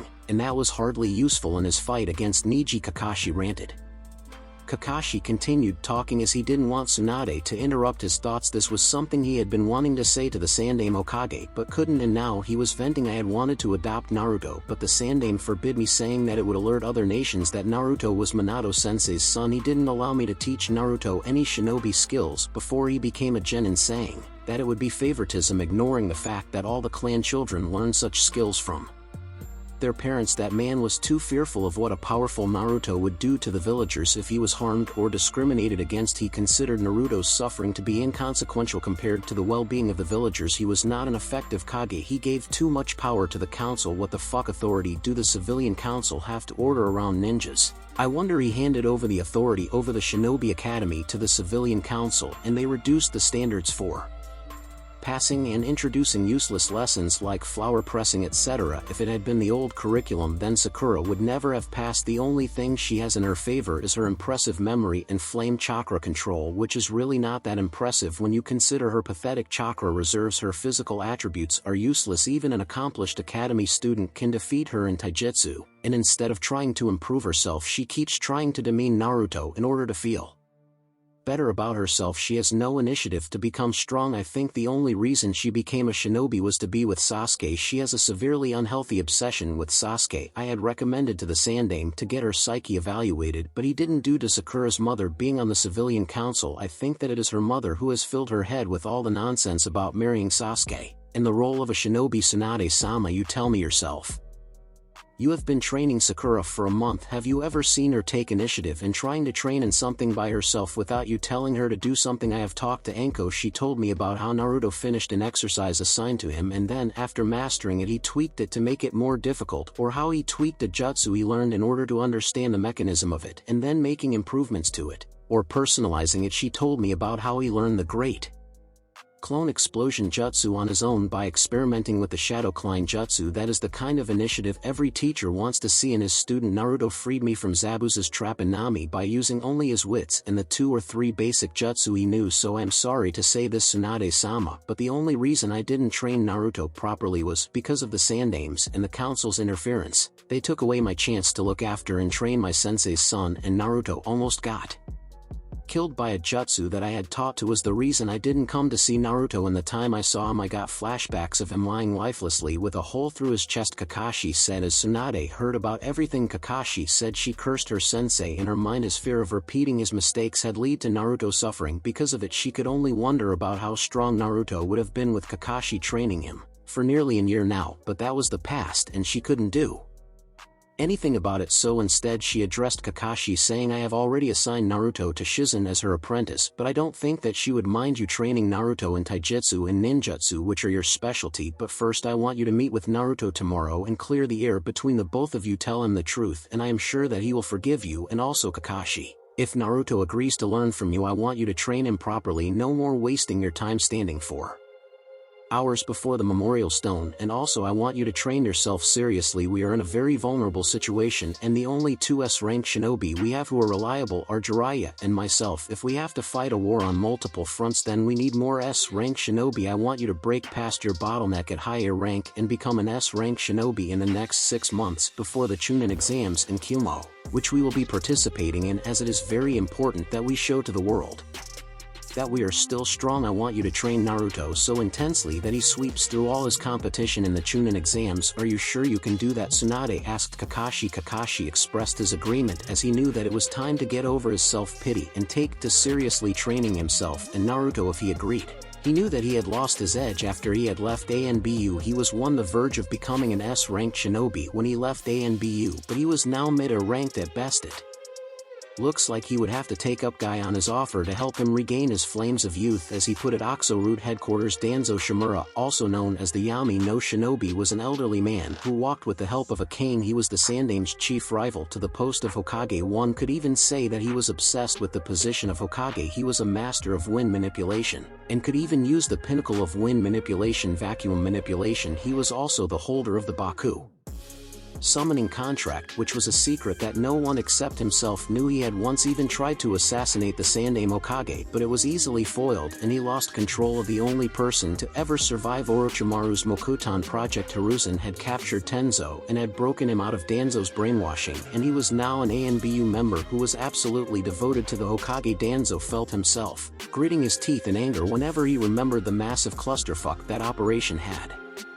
turned out to be. He was a person who thought that emotions were an obstacle to the efficient functioning of a shinobi. He took orphans from orphanages and brainwashed them and trained to be emotionless killers who were utterly loyal to only him. That division was called Root, which was disbanded by the Sandame Hokage after he found out his role in the Uchiha massacre, where he had deceived Itachi by claiming that the Hokage had ordered the extermination of the Uchiha clan. Itachi had carried out his order but had spared his little brother Sasuke. Danzo didn't mind that, as he thought that he could get his hands on Sasuke and make him his puppet, but Itachi had found out about his deception and had threatened him to expose all his illegal activities to the entirety of the elemental nations, and this included his part in Orochimaru's illegal experimentation. Danzo knew that if Itachi exposed his activities, then that would be the death of his goal to be the Hokage, so he agreed to stay away from Sasuke despite how much that action pained him. His actions to acquire the Kyuubi Jinchuriki had also failed when Kakashi had slaughtered 30 of his Root members that he had sent to kidnap the infant Jinchuriki, but he had not known that Hiruzen had stationed Kakashi to guard Naruto. He had lost his right hand and right eye that day at the hands of an enraged Hiruzen Sarutobi,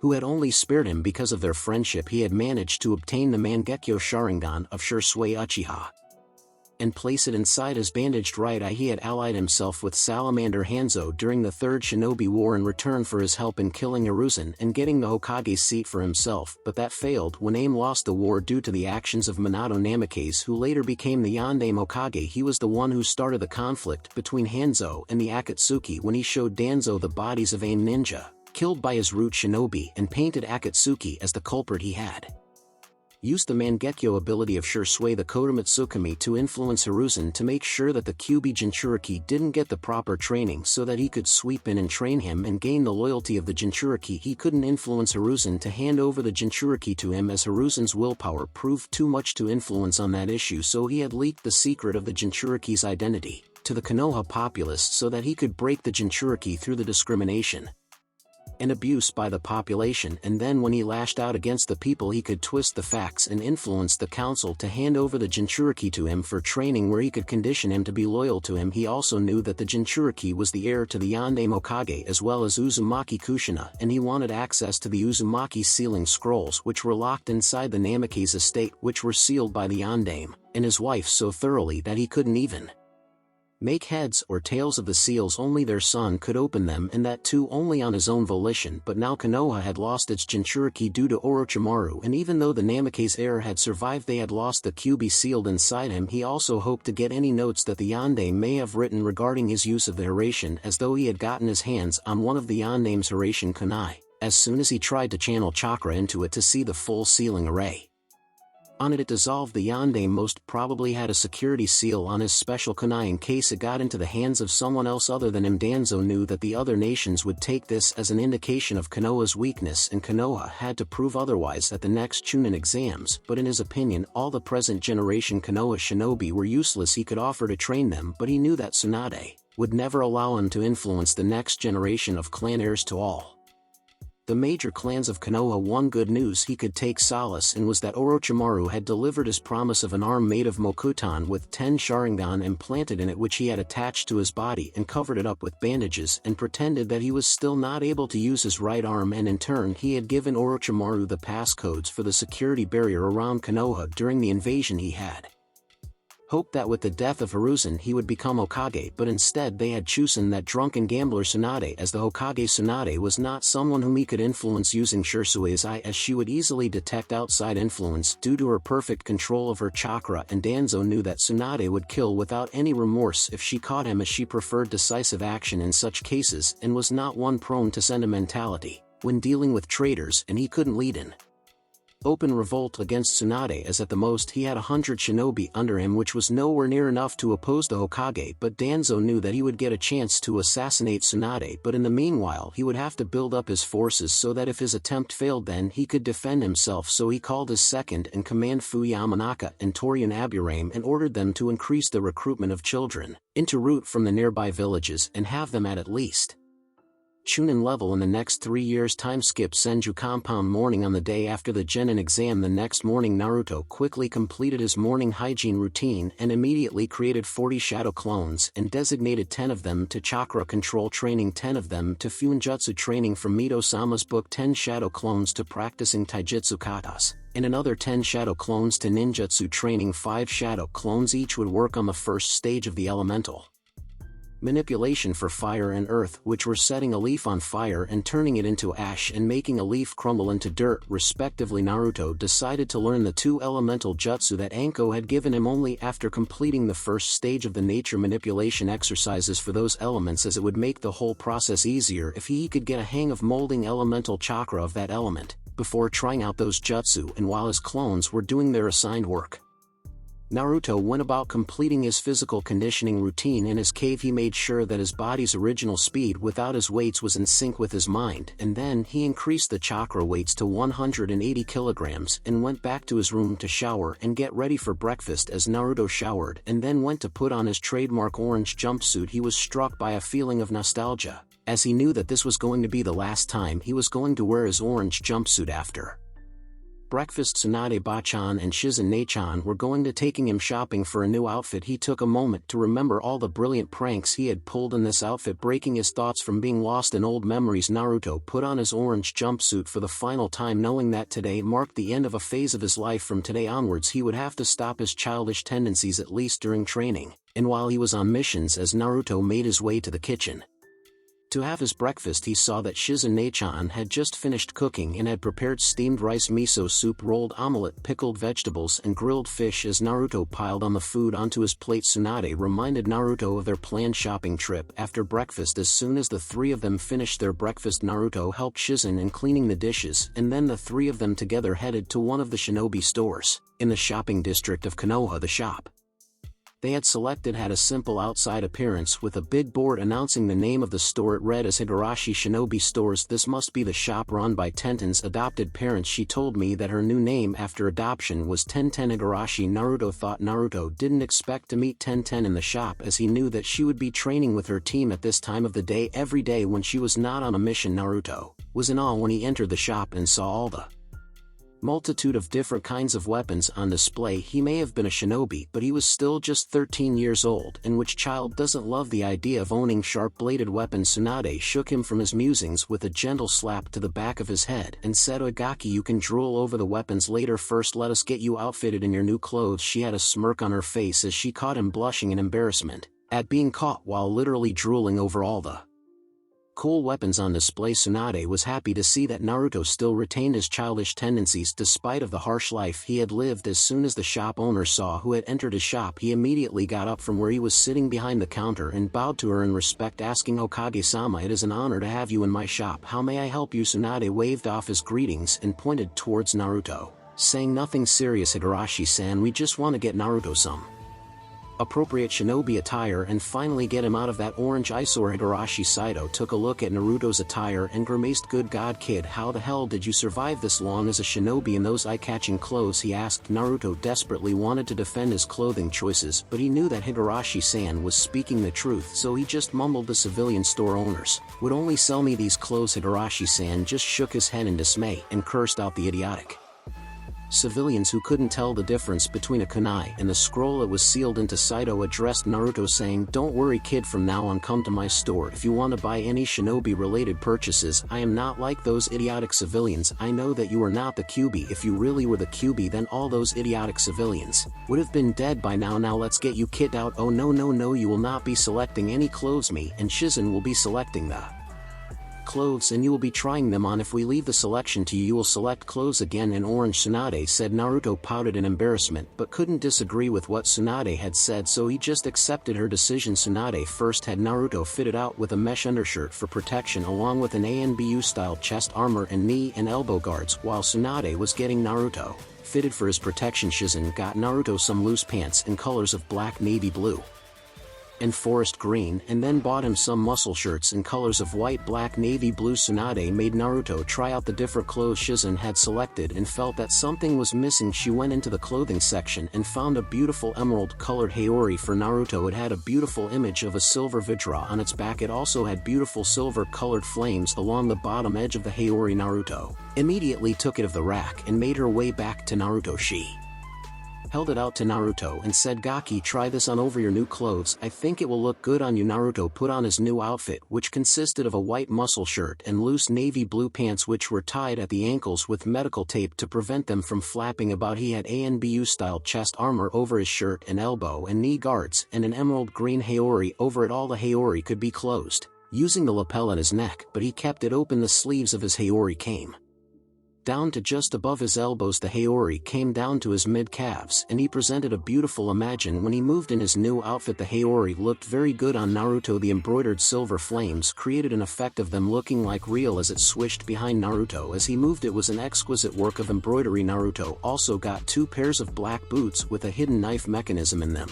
He had 2 beautiful leather arm bracers on both his forearms along with a pair of black fingerless gloves he wore on both his palms. Tsunade knew that some people would protest to Naruto using the symbol of the Senju clan, the Vajra, on his clothes, but Tsunade didn't give a single fuck about their opinions. She had already made up her mind to adopt Naruto as her son if he accepted, so there was nothing to worry about. But she would let Naruto first settle into his life as shinobi, and after a few months she would pose to him the question of whether he wanted to be adopted by her. All in all, Naruto looked like a younger copy of the Yandere Hokage, especially as Tsunade observed that the whisker marks on his cheeks had almost disappeared now that he no longer played host to the Kyuubi. She guessed that in a few months the whisker marks would totally disappear, but there were also a few differences in his features from Minato. His facial structure was more rougher and masculine than those of Minato, who was downright feminine. To look at Naruto's jaw was little squarer than that of his father. Overall, if any veteran shinobi from Kumo or IWA saw Naruto like this, then they would try to kill him, no questions asked. Tsunade made a point to tell Shizen and Kakashi that as if Naruto accepted Kakashi's to make sure that Naruto was at least low to mid Jounin level by the time the next Chunin exams came around. Shizen, on the other hand, just squealed in delight when she saw how cute he looked and said, "You look absolutely handsome, Naruto. Couldn't wait till a few girls your age see you, then even you will start having fangirls." After finishing Naruto's clothes shopping, which included a few pairs of nightwear, winterwear underwear, and shinobi clothing, Tsunade moved on to weapons, which included a few packs of kunai and shuriken. Shizen bought Naruto a few packs of senbon as well as a senbon launcher similar to her, as she wanted him to be proficient in the use of senbon, as it was a very efficient way of administering poison to an enemy. As Tsunade and Shizen were getting him everything that he needed, Naruto had a query and approached Tsunade hesitatingly and shyly asked, "Bachan, could I get a sword?" Naruto was hesitant to ask Tsunade for anything as she had done so much for him already. Even though she was not required to do anything to help him, he didn't want to sound entitled or seen as taking advantage of her generosity. Tsunade smiled at Naruto, dispelling his thoughts of angering her. She just Asked him Naruto. I don't mind getting you a sword, but I want to know your reason for wanting to get a sword. Naruto simply answered, well, I am quite short, and though I have grown a couple of inches in the past month compared to older and taller opponents, I will be at a great disadvantage due to my lack of reach. Using a sword will compensate that disadvantage and also provide my fighting style with a lethal edge. Tsunade smiled at Naruto's well-thought-out reasoning and turned towards where one of her ANBU guards were hiding. It was female ANBU with purple hair wearing a cat mask. Tsunade asked, well, cat, what do you think will be a good weapon for the Gaki? After all, you are the weapons expert. Yugao Yuzuki, or otherwise known as ANBU. Cat was surprised to see Hokage-sama asking her opinion, but she quickly controlled her emotions and observed Naruto closely. She had petitioned to the Sandaime to take on Naruto as her apprentice but had been rejected. She knew that Naruto was the son of the Kuroi Senko and the Akai Shishio no Habanero. Kushina Uzumaki, Naruto's mother, was Yugao's teacher. After all, she had apprenticed under the legendary swordswoman. As she took in his body structure and height and took into consideration his massive chakra reserves, she replied, Hokage-sama, I would suggest a one-handed katana for him so he can also use ninjutsu using his free hand, making use of his massive chakra reserves. Tsunade accepted the answer and asked Saito-san to provide Naruto with a chakra conducting one-handed katana along with a wakizashi to use in conjunction with the katana if needed. Tsunade felt that the massive cost of the chakra conducting katana was worth it when Naruto hugged her tightly and mumbled his gratitude to her over and over again. Tsunade looked towards Yugao and asked, cat, would you mind training Naruto in kenjutsu, as you are the only recognized swords mistress we have other than Danzo? In no way am I going to let Naruto fall into his grasp. Yugao was ecstatic as it was something that she had been wanting to do for a long time but had been obstructed by the Sandaime. She was looking forward to teaching Naruto everything that his mother had taught her. She rapidly nodded her head, foregoing her image of a stoic ANBU. I would be happy to train him, Hokage-sama, as I am posted to your guard position for the next 4 months. I will be in village for the next few months so I can train him every evening after my shift ends. As Tsunade paid the bill and they left the shop, Tsunade addressed Naruto, saying, Naruto, Kakashi is waiting for you at your regular training ground. I know that you are angry at him, but B has something to tell you, and it is important that you know it. You know that I would never let him approach you if I believed he would endanger you, so I want you to meet him and listen to what he has to say, then you can make your own decision. Naruto desperately wanted to shout at her for what she suggested, but he calmed himself with a lot of effort and thought over her words carefully. He knew that Tsunade-bachan would never do anything to harm him, so he decided to follow her instructions, as he knew that in the future he may have to go on missions with people whom he doesn't like, so he considered this as practice. As Naruto indicated his agreement to go meet Kakashi, he created 5 shadow clones to follow Shizune-chan to the hospital and learn from her, be they advanced chakra control exercises or poison making. They would also work on perfecting his understanding of the human body, which would be essential for the creation of his artificial chakra system and neural links. Seal Naruto also creates 2 shadow clones to go to the shinobi library and copy down some of the useful D and C ranked jutsu for all the different elements which are available in the genin section of the shinobi library. They would also search for any books on the human nervous system and its links to the human muscles, reflexes, and reaction speed training. Ground 43. Kakashi Ataki was perched on the branch of a tall oak tree, completely hiding his chakra presence, as he observed nearly 40 blonde shadow clones diligently went about training in various fields like chakra control, bukajutsu, practice what looked like nature manipulation exercises by the look of the leaves, and a few shadow clones also looked to be meditating. He had been waiting for the past hour for the original Naruto to arrive at the training ground. He knew that he had a lot to make up for when it came to Naruto. He was determined to tell Naruto the truth about everything and then leave the decision of if he still wanted to associate with him up to Naruto. He knew that he could no longer continue like this, consumed by guilt and not having a moment of peace. Setting aside his guilt for the moment, Kakashi was impressed with how massively this shadow clone training method would help Naruto. With continued use, it would be as useful for Naruto in learning new skills as a Sharingan would be to an Uchiha. He cursed himself for not suggesting this to Naruto earlier, as it would have helped him greatly when he had the Kyuubi in his gut, as then Naruto had more massive chakra reserves and a more potent healing factor than what he currently possessed. Kakashi knew that with the help of the Shadow Clone Jutsu training method, Naruto could have improved massively even if he focused on Sasuke's training and left Naruto alone according to the council's orders. This way he could have trained Sasuke and also helped Naruto by just providing him with scrolls with information, but Kakashi had not taken into account Naruto's massive chakra reserves and healing factor, as this type of training was simply not done by anyone due to the massive chakra cost of the Shadow Clone Jutsu. Kakashi had to appreciate Shizen's intellect for finding the perfect training method for Naruto. He wanted to see how much Naruto had improved over this past month by using this method of training. Kakashi almost fell out of the tree in shock when he saw the original Naruto enter the training ground in his new outfit. It was like watching Minato-sensei come again. Kakashi had to admit that Naruto cut a dashing figure in his new outfit. That emerald green Haori especially was a nice touch. Kakashi also saw the handle of what looked to be a katana strapped to his back and peeking out from beneath his Haori. Kakashi wholeheartedly agreed with Naruto learning Kenjutsu, as it gave him additional reach and also gave a lethal edge to his fighting style. It would allow Naruto to end his fights quickly instead of trying to pummel his opponent to death using brute force. Kakashi also saw how Naruto's white shirt was clinging to his new muscles tightly, and Naruto was walking much more smoothly compared to how he used to clumsily stumble around before. Deciding not to waste time,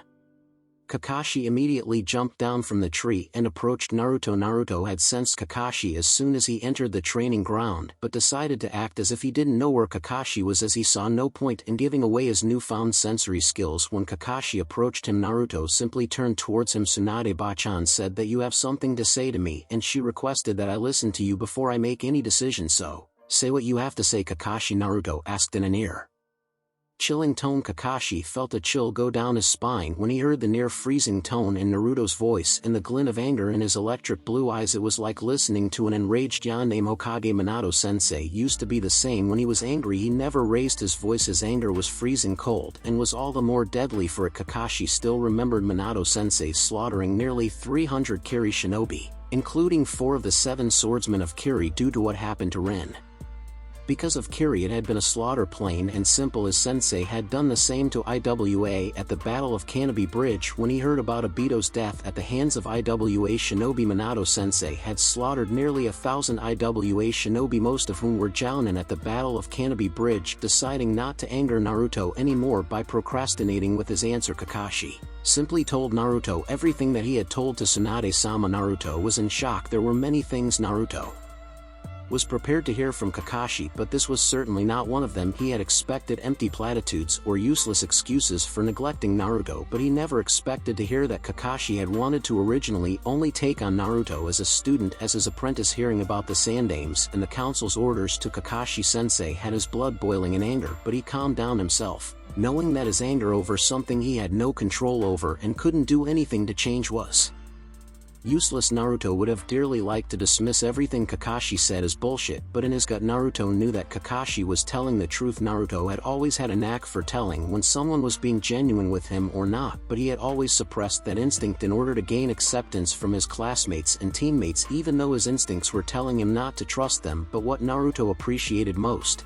was that Kakashi was not trying to shift the blame onto someone else, but had accepted his part in the mistake and was asking him for a chance to make amends. And when it came to the Chunin exams, he understood that Kakashi was informed by the Sandame that Jiraiya would train Naruto, and for him to focus on Sasuke's training. He learned that Kakashi had nearly come to blows with Jiraiya. When he learned about Jiraiya's so-called training, a part of him wanted to deny giving Kakashi another chance, but Naruto knew that Kakashi deserved another chance, as he was entirely to blame for everything that had happened and was trying his best despite being under orders, especially when he learned that Kakashi was the Anbu Inu who used to protect him from drunken mobs on his birthday and used to give him small gifts on his birthday like his wallet and his goggles, even a face mask like his, which Naruto had never worn. Inu had stopped visiting him after Naruto had become a genin. Now he understood why, according to Kakashi, he had dropped out of Anbu in order to become his Jounin sensei, but had been forced to take on Sasuke and Sakura as well by the Sandame and the council. Naruto took a few minutes to get his mind around all the new facts he had just learned, and Kakashi didn't disturb Naruto, opting to let Naruto have his time while ruminating over all the new information that he had learned. After a few minutes, Naruto asked Kakashi the one question that had been troubling him for a while. Why would you want to take me as an apprentice, and why did you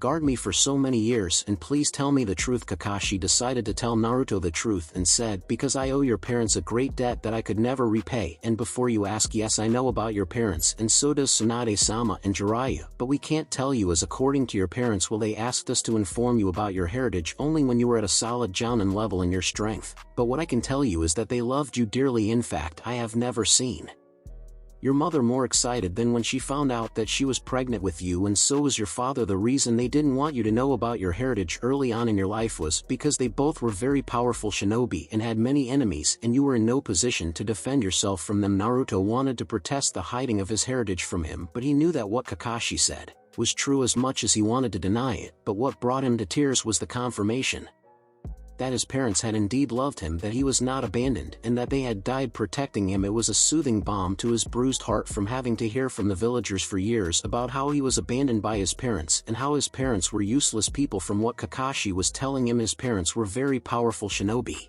and had many enemies. Hiding his heritage from him was mainly for his own safety, as Naruto knew that if he knew who his parents were in his childhood, even month back then, he would be crowing that information from the rooftops. Naruto made a promise to himself to increase his training and become as strong as a solid jounin as fast as possible so that he could learn about the identity of his parents. It took Naruto a few minutes to control his emotions and dry his tears. After controlling his raging emotions with enormous difficulty, Naruto asked Kakashi something that he had wanted to ask since his failed mission to return Sasuke. Kakashi-sensei, what do you think we should do regarding Sasuke's defection? Do you think that we should keep trying to convince him to come back? Kakashi addressed Naruto in the most serious tone that Kakashi had ever used with him. Naruto, do you remember my first lesson to you and your teammates? Naruto nodded in answer and said, those who break the rules are trash, but those who abandon their comrades are worse than trash. That is what Sasuke did. He abandoned his comrades. He used an A-ranked assassination jutsu on you and left you to die. Next time you fight him, don't pull your blows. If he refuses to return, finish him off. Don't waste your life on that traitorous bastard. Kakashi said, almost spitting out Sasuke's name as if it was venomous. He would never forgive Sasuke for using Kakashi's personal assassination jutsu on someone who was like Kakashi's little brother. Naruto was shocked to hear the venom in Kakashi's voice. When the topic of Sasuke came up, it dispelled Naruto's thoughts that Kakashi was biased in favor of Sasuke. It seemed that Kakashi would kill Sasuke if they fought, but then his mind registered something Kakashi said and he asked, wait, how do you know that I was pulling my blows in my fight with Sasuke? Kakashi just chuckled and said, Naruto, my sensei was the Yandame. Even I know how to use the Rasengan, and I know that it is more powerful than my Chidori, so I know that you pulled some of your blows in order to not kill Sasuke. Hearing Kakashi's opinion on Sasuke, Naruto asked him another question that had been plaguing him, but what about Sakura? I promised her that I would bring back Sasuke, and you know that I don't like going back on my words. Kakashi looked at Naruto seriously and said, it was wrong of you to shackle yourself like that by promising something like that. When dealing with a traitor, you should never show mercy to a traitor. And anyway, you promised to bring back Sasuke. You never mentioned if he would be alive or dead. Use that loophole to satisfy your conscience. Because of Sasuke's actions, almost all the members in retrieval team would have died if not for the timely arrival of help from Suna. If you get the chance, kill Sasuke, as he may get off scot-free due to politics and the importance of his Sharingan. And as far as Sakura is concerned, she will need to remove her head out of her ass and Sasuke for who he really is and not through rose-tinted glasses making him seem some sort of a tragic prince. Kakashi said firmly, as Kakashi didn't want Naruto to spend his entire life chasing after Sasuke like Jiraiya did with Orochimaru. As Kakashi himself, someone who didn't believe in abandoning comrades, said that Naruto should give up on Sasuke and live his own life, Naruto decided to cop out of his promise to Sakura, using the loophole Kakashi had just pointed out. Coming to a decision after thinking over everything Kakashi had told him, Naruto said, while I am not happy with you neglecting me, I have to admit that you were not entirely at fault. I am willing to give you another chance, but we start with a blank slate with none of the previous baggage weighing it down. But I want you to train me properly and not goof off as you usually do. Kakashi sighed in relief when Naruto agreed to give him another chance, and chuckled evilly when Naruto asked that Kakashi train him seriously. Oh Naruto, I used to specialize in breaking in and training the new ANBU recruits when I was an ANBU captain. I am going to grind you into the dust and build back the pieces. I am going to push you beyond your limits. You are going to regret asking me to train you seriously, Kakashi said with a sadistic glint in his eye. He had missed breaking in the new recruits and had been one of his favorite parts of being an ANBU. Naruto felt a cold shiver of dread go down his spine when he saw the sadistic glint in Kakashi's lone visible eye, but quickly composed himself and confidently said, "Bring it on." Kakashi simply cast a serious look at Naruto and said, "Attack me with everything you have got, Naruto. I want to see everything you have learned over the past month." Naruto immediately deactivated his chakra weights and got ready to attack Kakashi with his full strength. He knew that there was no way that he could defeat Kakashi, but he wanted to at least land a blow on him, which was only possible if he took him by surprise.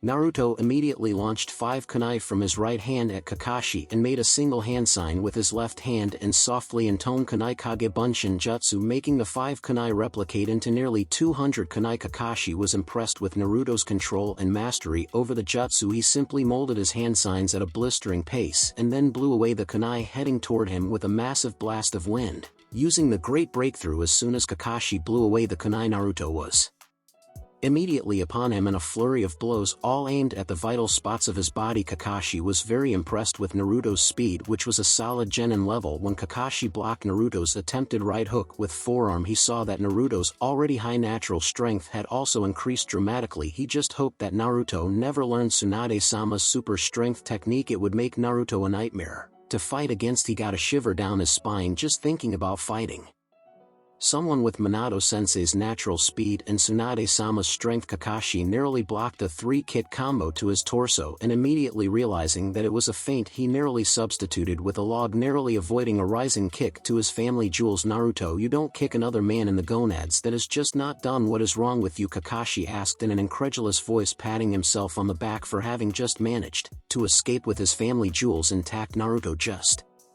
smirked and said, "Anko-sensei taught me how painful it is to get kicked there, so I implemented it into my style, as almost no one guards that part of their body, but a single solid blow there incapacitates your opponent, and Anko-sensei taught me to take advantage of every weakness of an enemy." Kakashi silently cursed Anko for teaching Naruto her accursed mentality of targeting even a man's family jewels. Kakashi casually leaned his head to his left as he dodged a kunai Naruto had thrown at his head, taking advantage of his distracted musings. But Kakashi was shocked when Naruto suddenly appeared behind him in place of the kunai he had dodged. But Kakashi used his superior speed and reflexes to dodge the devastating kick to his head and in turn lashed out with a devastating right hook to Naruto's face. But suddenly Naruto disappeared and appeared in place of the other kunai that he had thrown and was hidden in the shadow of the first kunai, and launched a combination of 3 kicks to Kakashi's kidneys. But Naruto saw a wooden log getting destroyed as Kakashi had substituted at the last moment, as he was not expecting that maneuver, which was eerily similar to a move Kakashi had seen Minato-sensei had once used against him using his Hiraishin, though this was nowhere near as fast as the Hiraishin. Kakashi was impressed with Naruto's mastery of the Kawarimi, but he saw that it took a moment for Naruto to concentrate enough to use this version of the Kawarimi, where he substituted with his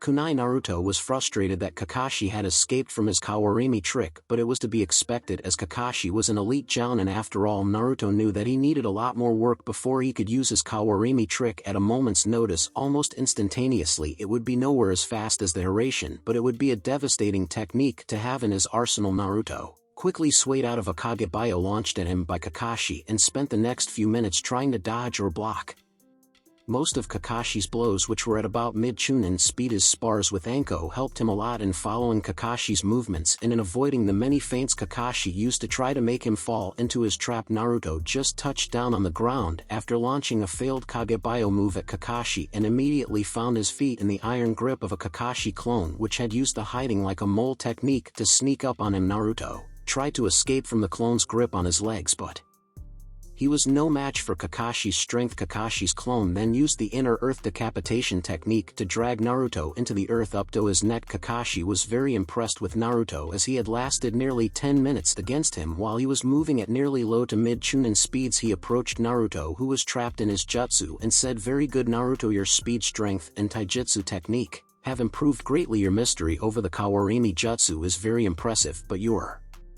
chakra control should be a lot better before you can use the move you tried to use on me to its full potential. Now take my hand and come up. We will continue with your training in physical conditioning and taijutsu training, the other fields your clones can work on, but you have to work on your situational awareness. My clone caught you entirely by surprise." As Kakashi pulled Naruto from the ground, he felt a faint chakra spike from him and immediately substituted with a thick log, but he couldn't escaped the full brunt of the explosion as the Naruto whom he had trapped exploded. Suddenly Kakashi was a little scuffed up and his ears were ringing slightly as he was caught by the tail end of the blast. Kakashi turned to see the original Naruto emerging out of the tree line. Kakashi-sensei, I am a censor. I had already sensed your clone underground, so I substituted with a shadow clone and laid a trap for you. The original Naruto said in a smug voice, happy that he had gotten one over Kakashi. Even though Kakashi had escaped the majority of the explosion, Kakashi was flabbergasted that Naruto knew the great clone explosion technique. Seeing the smug expression on Naruto's face, he decided to end the fight immediately. So as to not inflate Naruto's ego, he immediately blurred out of sight and appeared behind Naruto, and before he could even blink, Naruto found himself in a chokehold with no hope of escaping. Naruto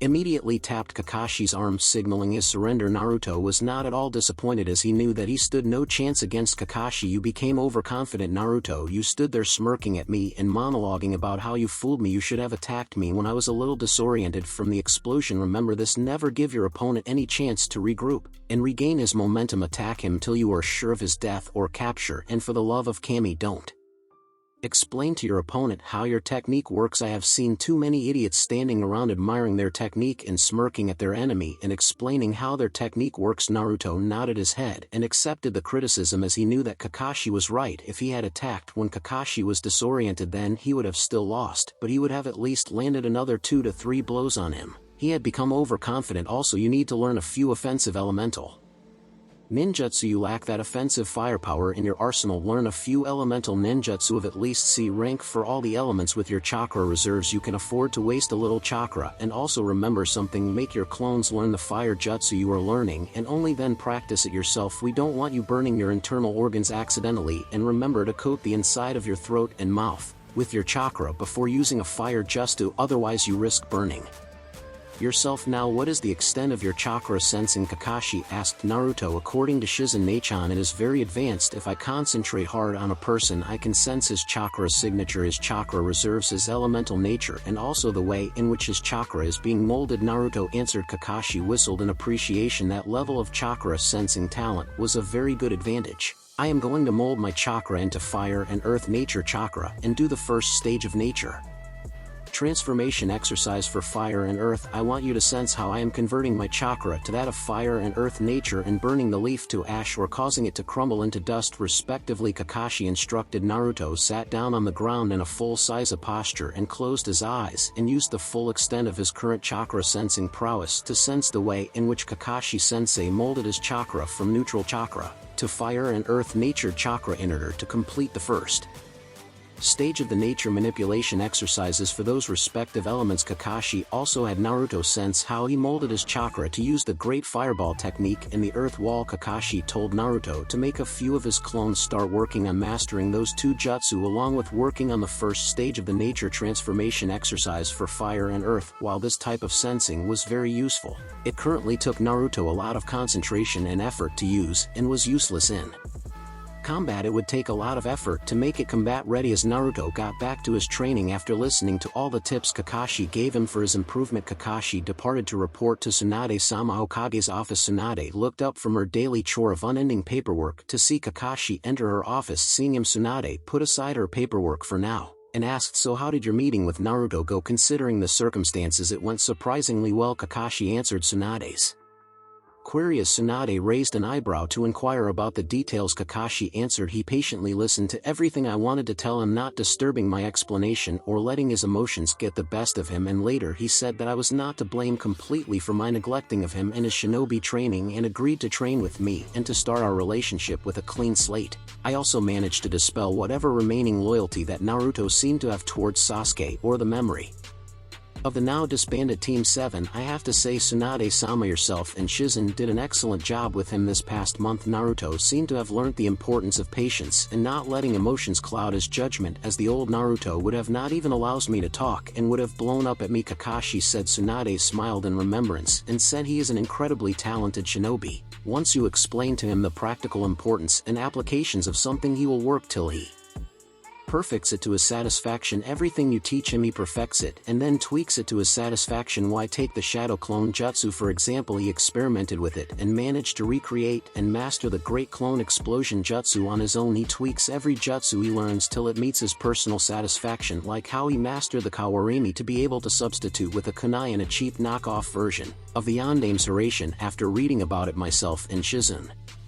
Never expected him to master the kawarimi to that degree, but he did it. He has an incredibly creative mind and an ability to think outside the box. Kakashi was surprised to hear that Naruto had recreated the great clone explosion jutsu on his own while experimenting with the shadow clone jutsu. What you say is true, Hokage-sama. He does have an incredibly creative spar. He almost had me when he pretended to be caught in my trap only for it turn out to be a shadow clone which exploded. He took advantage of the fact that I was unaware of his chakra sensing skill to pretend like he was not unaware of the clone I had created to trap him underground. His speed and strength have increased drastically. His strength was already good to begin with, but now it has improved so much that it is not advisable to try to block his blows when he unleashes them at full strength. To say in a brief summary, he is at a solid Jounin level, Kakashi said, giving his assessment of Naruto's performance against him.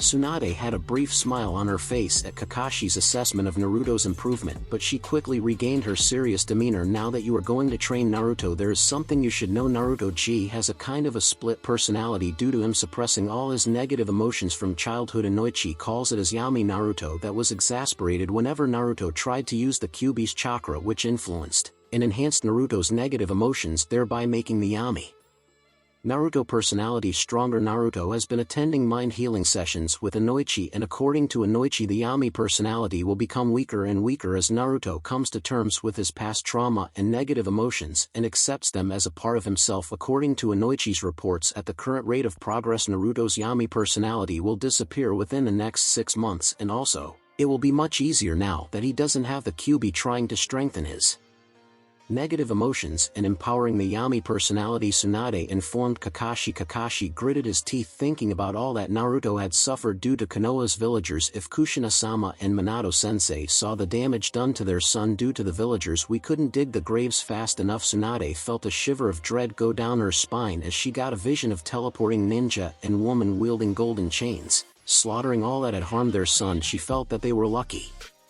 that Minato was sealed inside the Shinigami's stomach, because if he had been reanimated by Orochimaru during the invasion of Konoha and had been told about his son's treatment by the Konoha villagers, then Konoha would have been a graveyard by the time he was done. That man might have been a peaceful person, but if anyone harmed someone he considered family, then rivers of blood flowed. She could still remember the hundreds of Kiri and Iwa shinobi that Minato had slaughtered in retaliation for his students who had been killed by them. Minato had committed genocide on the clan of the Kinjin Kyodai of Kiri when they had kidnapped his girlfriend Kushina when she was exhausted from a mission. They had wanted the full power of the Kyuubi under their control, unlike the pseudo-Jinchuriki state that they were capable of using due to their ancestors, the legendary Kinkaku and Ginkaku, consuming some of the Kyuubi's flesh. There was only one family left alive of that clan after Minato was done with them. From Jiraiya's spy network, there were only 2 members left of that clan who were named as Kinkaku and Ginkaku, and they served the lightning daimyo as his enforcers. She shuddered to think of what Kushina would have done. That woman loved her son more than anything, and she would have slaughtered anyone who harmed her son anyway. She herself would have helped them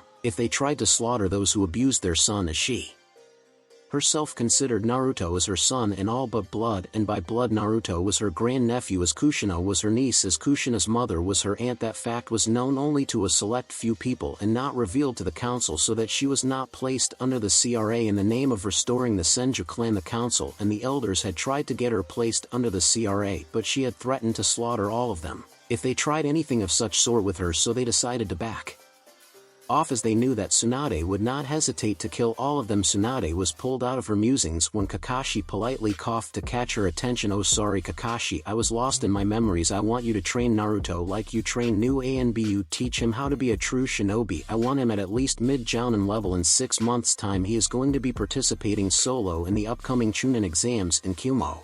I want him to crush all his opposition in the exams and prove to the world That Konoha is still strong, so I want you to teach him how to counter various nature releases used by shinobi of different villages and how to counter the Kekai Genkai like lava release used some IWA shinobi and stone release used by some Kumo shinobi. I want you to train him on Genjutsu detection and dispelling. Shizen will work with him on poison resistance as well as on using poisons as well as on chakra control. In medical ninjutsu, I have a feeling that Naruto will match my grandfather or even surpass him when it comes to the quantity and density of his chakra, as he already had Kage-level chakra reserves, but my grandfather had excellent control over his vast chakra reserves just like me, and I want Naruto to have similar near impeccable control over his chakra, which will make him a nightmare to battle against. Kakashi was shocked as the last time a Konoha shinobi competed solo in the Chunin exams, without the help of any team, was Itachi, and that too he competed in Suno, which was an allied nation. Tsunade-sama wanted Naruto to repeat that feat in Kumo, in which shinobi from Kumo Iwa Kusa and other hostile nations will be taking part. Are you sure, Tsunade-sama? Even if one veteran shinobi from Iwa or Kumo sees Naruto, they will recognize him as Minato-sensei's son. All of their participants will be gunning for his death. Are you sure that Naruto will be ready to face such danger? Kakashi asked. I don't like it, Kakashi, but I don't see any other option. I am sure that if we don't win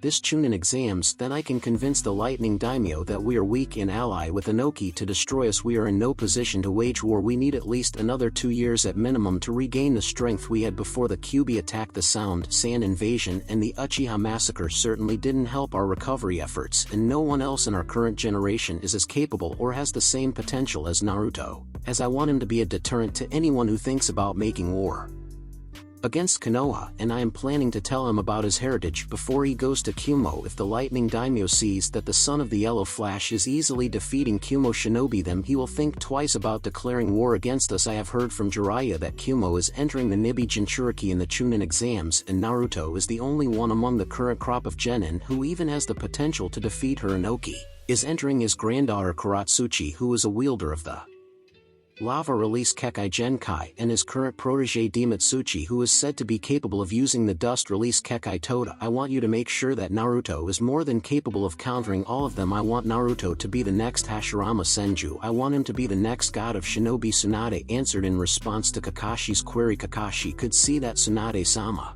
didn't like doing what she was suggesting any more than he did, but she was right in saying that no one in the current generation had the same potential as Naruto. Had to be a one-man killing machine on the battlefield, so as much as he hated doing what Tsunade-sama was asking him to do, if he had to do it, then he was going to make sure that Naruto was more than ready to face all of them and trounce them. For the next month I am going to train his taijutsu and ninjutsu of all elements, as he has the chakra capacity to learn and use elements of all elements. Even if he has no affinity for them, then I am going to take him on bandit extermination missions to get him used to killing. Then I will make him hunt lower ranked rogue shinobi, as it will give him experience in facing ninja from different villages with different skill sets, as sparring can only do so much to improve one's skill. You should have experience to support and augment it, Kakashi said in firm voice. Tsunade could already see Kakashi's prodigious mind making up various ways to optimize Naruto's training in the next 6 months. Also help Naruto with anything regarding Fuinjutsu if he asks for it, as it seems that Naruto has a real gift for Fuinjutsu. It will be very useful to him in subduing another Jinchuriki, Tsunade told Kakashi before dismissing him. After finishing his training for the day, Naruto had dinner with Shizen and Tsunade and retired to his room and meditated for an hour, absorbing all the memories he had gotten from the shadow clones that he had sent to the library and the clones dedicated to Fuinjutsu training. After finishing